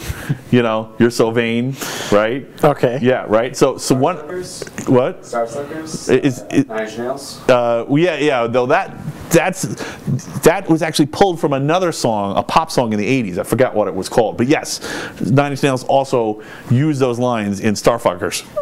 So, but that's a perfect example of tiered steganography. Like Carly Simon? Yeah, that's probably right. Yeah, it was like late 70s, early 80s. And different people will hear different things when they hear that song. If you're not vain, you're going to be like, oh yeah, I know that kind of person. And if you are vain, you go, well, fucking, I bet it is about me, you bastard. Right? So that's the concept I was trying to express. So I now have a new thing. If I get stuck, it's because I've broken, because I've found a concept that I don't have a word for. So hopefully I won't have to do that again. Okay. Sorry. I know it's the Lee show, but I just had to get that in there because if you're watching every episode, I know for a fact that Rich is watching me. He said YouTube went down, but I hope that's not, that was about when I got beeped 20 minutes ago? No, it's good. It's good? Okay. Looking at it right now. Yeah, okay. So maybe he's the problem between the keyboard and the user. Yeah, between the keyboard Picnic and the error? chair. Yeah. Is it what was that again? Problem in chair, not in computer. Yes, Picnic. yes. Yeah, picnic, okay. Yeah. And Rich is a smart guy, so I'm sure it was no picnic. So it wasn't an ID10T problem then? No, definitely not an ID10T. It might be a picnic, but not an ID10T. Wow, we're giving away some secrets here, man. Don't look at the tickets. Do not read the codes on the tickets. Yeah, we talk about users. It happens. You go crazy if you don't. You lose your mind. So there were some other things you asked here. I don't know. I don't want to open a can that we can't close. Here, I'll give you a choice. So you mentioned some possible topics. Cutting the cord. Why does medicine suck? And I have a question. How do brainstorms work? So which of these would you like to talk about? Probably not the brainstorms, because I wouldn't know where to begin with that. Yeah. Okay. I was just curious. You know, if you have. Okay. So we won't do that one. I'll probably just ask every guest until somebody gives me a. You know, it just. It's in the meat space. It's in the meat. around. It's the meat blob inside your skull, and you're not. For me, I don't know that I really have. Do you brainstorm ever? Or? I don't know that I really have brainstorms. It's more like, you know, the. Well, you don't have. I mean, it's not occasional like, brain shower. I'm not talking about an epilepsy attack on your couch because you watched one. You know, the movie was too flashy. I'm talking about writing a bunch of stuff down on a paper to try to figure out. Yeah, for me, trying to get in your head, man. For me, it's not storms. I had a little notebook for many of these things that. Right. I just walked around for the last week going, oh yeah, that topic. Right. Right. Okay. You know, or hearing somebody talk about something which reminded me of something else, and oh, that topic. Okay. So it's just like a perpetual trickle, rather than it's like a drizzle. It's like a day-long drizzle. Yeah. I mean, you know, there could be the occasional stream of consciousness, but it just. I mean, sometimes brainstorms are incredibly dumb. I mean, I've been in, especially in ones in meetings, where people who are not necessarily good at it are trying to combine forces as some kind of, you know, defective superhero.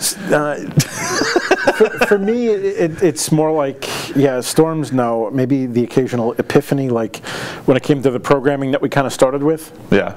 You know, for 18, 20 years, I'm like, most of my programs are very linear. They just start here and they go to here. And maybe in a couple of spots, I have functions or subroutines for repetitive code. But for the most part, it just starts and ends, and that's that. And looking at this other guy's code for a particular script he wrote, even though it was in a language I didn't necessarily understand well, it was just a long series of functions and subroutines that this does this does that, this does the other thing, and at the bottom, one line that just starts the dominoes falling. Right.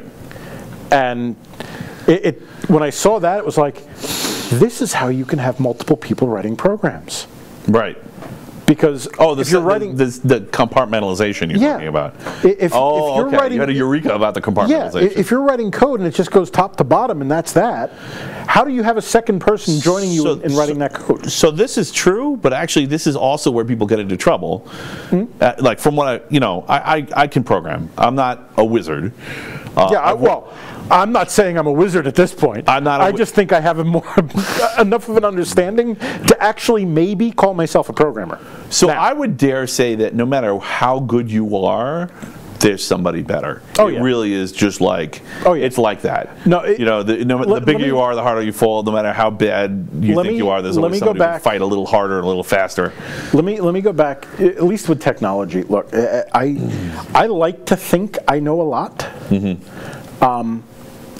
But I also will say that I know that everyone in any given room that I'm in knows something I don't.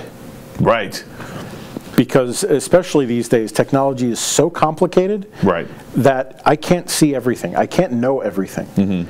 Well, it's very wise. A lot of people are not that wise. Yeah. And they're just not, they don't get it. You know, they think that they know everything. And all I got to say to those people is, freaking Linus Torvald wrote Linux, and even if you hate Linux and think it's stupid, he wrote Git, which everybody uses, which is the code management tool that everybody uses now to replace the entire business running a code management tool, which wasn't quite good enough for him. So he moved along and wrote another thing. And the dude installs Red Hat. That's his distro. He doesn't do it from scratch. He doesn't know everything. He just goes, install. And then he sets up his directory and does his work in his directory.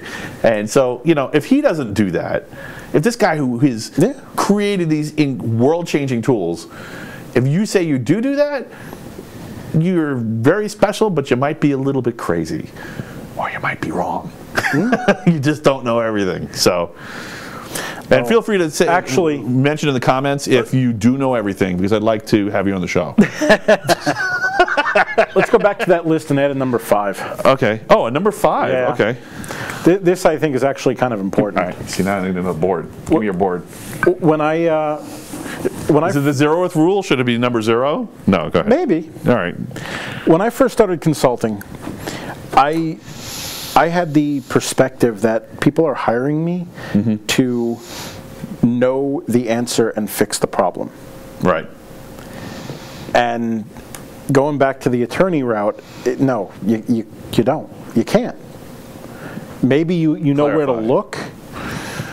If Windows is crashing, Right. you can look at why it's crashing. Maybe you can figure out why it's crashing, but maybe you can't. So it's And how more much about time- solving the problem than knowing the answer. It's about getting the customer working again. Solve the problem. You know, it was, I could spend 8, 10, 12, 16 hours going over a particular issue trying to figure out why is this happening. But you can't build a client for that. So at some point, and I'll tell you, when you're doing consulting work, it's got to be earlier than later. At some point, you have to look at that and say, look, is it reasonable for me to believe that I'm going to be able to fix this problem in the next, in the case of Windows, say, hour to 2 hours? Or, depending where the problem is, would it make more sense for me to just wipe the machine and reload it? I'm kidding. I didn't really snap it. Maybe that's empty. Number 6, don't sniff markers. Sorry. You know, That's a stick. you need to be able to tell the client, look, I can keep working on this, but I don't know that I'm going to solve this quickly, Right. and I have to bill you for it. Right. Is this a fair assessment of this? Solve the problem over knowing the answer. Yeah, solving the problem is Yeah. your priority. Yeah. All right, so that's number 5. That's some good advice. All right, do you want to finish it up there, or do you want to tackle one of my more? Do you want to solve the problems of the planet? What was the other things you So had? the other, well, so I'm going to take one out because we kind of just said no to that. So the ones that are interesting to me are cutting the cord. Okay. Why medicine sucks, or one thing that you actually brought up in a couple of different ways, so maybe this is the answer, is transparent society. So you didn't say transparent society, Okay. but you're talking about privacy and the lack of privacy. So we're more interested in talking about privacy or medicine, or just buying the farm and quitting So IT? not Not that I would know anything about that. Let's kind of go with the medicine, Okay, fine, fair enough. which can kind of touch on privacy. Okay. Ooh, a segue. No, I'm doing it again.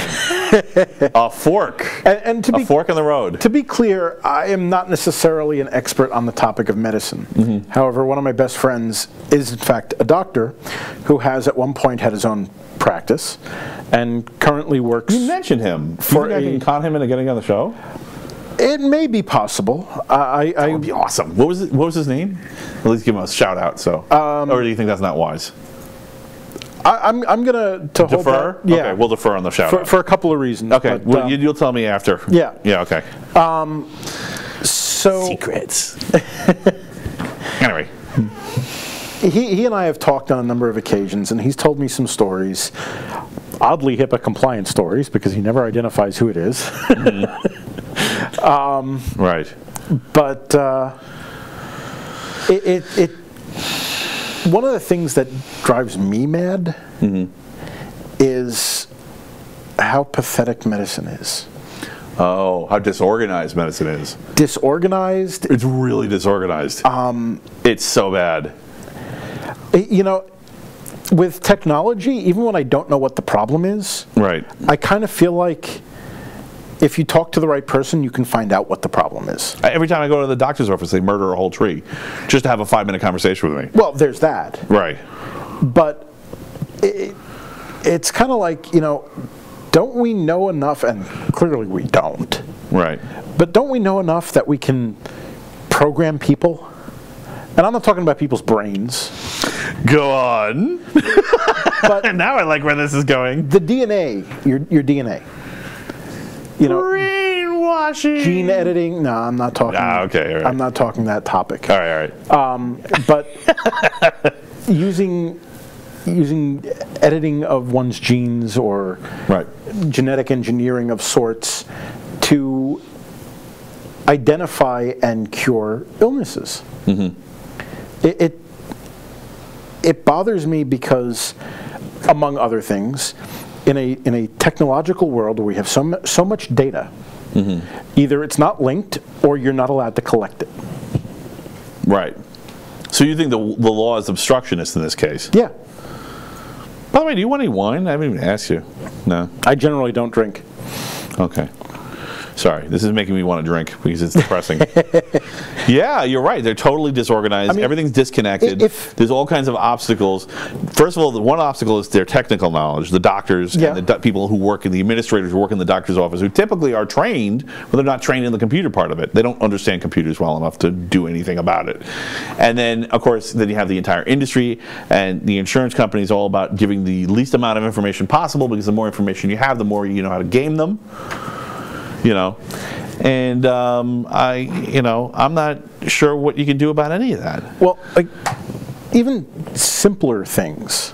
No. Like, well, if we solve those problems, I think it would solve. I don't know. Would it? If there could be whenever you have your blood work done, if you could link a DNA sample to the blood work, no names, keep the names out of it, but you link the DNA sample to the blood work, and then you start matching up whether somebody has sickle cell or other high cholesterol. And ideally, you get an anonymous survey to go along with that that begins to explain that if you look at the data properly, you can start seeing that, you know, these people have this kind of illness. Or with such surveys like, you know, does Advil work or Tylenol or Aleve? So you're talking about like databases of prescription collisions, for example, or medication collisions, or medication collisions, plus what works for you. Some people can take Aleve and, oh, that fixes my back. Well, we're definitely headed there. You know, the database on what genetics, personalized diets based on genetics is a thing. So there is at least one part of this. But of course, it's kind of it's funny that I brought up diets to start with, right? It's not everywhere. It's just It's just little dribs and drabs. It's not organized. And if you stuck all this data together and started analyzing it, it's almost like you worked at a genetics lab. It seems to me like we'd have a lot more answers as to what drugs are effective for what people, you know, and what conditions, what genetic illnesses are caused, what people are predisposed to certain illnesses. As I understand it, there's a group of people who have a particular genetic sequence that are basically immune to HIV.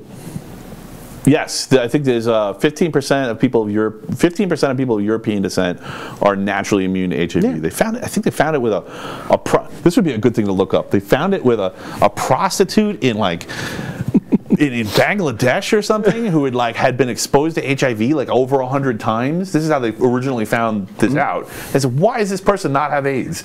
You know, why does this person not have HIV? So it's an underreported. It's not like it's on the nightly news every day, but I know. So I'll tell you this. I don't know if I'm allowed to say this, but it's been a couple of years since I worked there. At Rockefeller, they were doing trials for HIV immunity drugs. So I have no idea if they're effective or not. And of course, it doesn't mean it's a cure. It just might mean it's a vaccine. But they were doing it. And I saw something. I think it's public. So I'm 90% sure it's public. I'm really sorry if it's not, but I think it was. I saw something the other day. I don't remember where, but they were talking about, I believe, using HIV as a delivery mechanism for genetic editing. Oh, okay. Because HIV was so good at getting into the body. Right.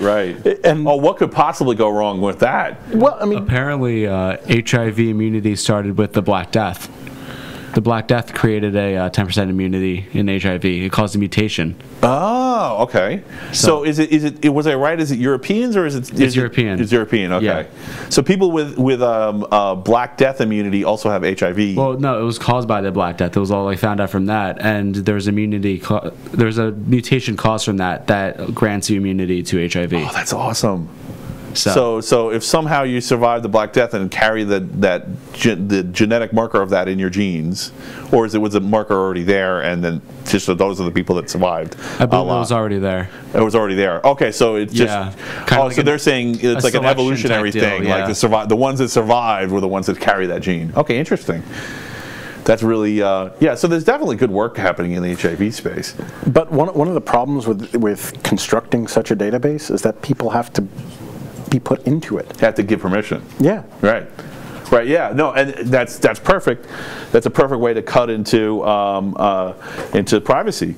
I mean, I think privacy's dead, man. I mean, at this point, for me, so there's a thing. If you're not aware of it, there's David Brin's a science fiction writer, and he wrote this really great story, and eventually he wrote a book on it too, and about called Transparent Society, about the idea that the cat's out of the bag. You cannot have privacy anymore. All you can do is lower our expectations and be less picky when people mess up. Expand friendship, so to speak, right? Where you have this kind of two-way street, and reduce alliances where people have specific criteria, and if you don't meet it, you're in trouble. So I don't know if there was never any right to privacy. Right. I don't think so either. Well, I can say that definitively from a source, but I won't get it. It's too much of a thing. I'm not saying that you don't deserve a right to privacy, but there was never any right to privacy. Well, what does deserve have to do with it? We need to come up with a system that works. It doesn't always need to be deserved. Sometimes, here's the problem with fair. Here's the problem with deserve. If life was fair, everything bad that ever happened to you would be your fault. I just don't. Sure, it's a noble goal to try to get to that world, but I don't see a path forward where that's going to become acceptable enough that you can go to. It could be your go-to philosophy. I believe in fairness as much as possible, but life isn't fair. Life is not fair. No, it is not. And it makes me feel better that life's not fair, because when something bad happens to you, sometimes it's just not your fault. It's random. Yeah. It's just random, brutality happening in your life. So I guess we are on the same page. Privacy's kind of a fake right. I think it just protects rich people, honestly. I think it really just protects the wealthy, and I'm kind of done with it. I still think that people can exercise their property rights, and you can have privacy on your property, but it's not really a privacy right, it's a property right. You can do the activity that you want to do on your... So there is a place you can go, right? And maybe we need to expand the ideas of property so that, like cities will stop treating condos and co-ops, just as a really down-to-earth example, as just a contract, and actually treat it as a temporary stay of property, so that people can extend those privacy rights within it. But the privacy right is really just a property right. It's a renamed property right. I don't think that. But hey, I'd like to hear if I'm wrong. Anything else you want to add to that? You're looking kind of fried, man. I'm feeling it too. I think my brain fell down on my foot. My wife will be satisfied. Good job, Lee. Thanks a lot. Thanks for coming on. I appreciate it. And will you come on again? Sure. And talk to your doctor friend. I'd love to have him on. And if anybody has anyone they want to suggest, let me know. Thank you so much for watching. Check out my new cartoon, and I'll see you guys next week. Thank you. Lee Wilbur.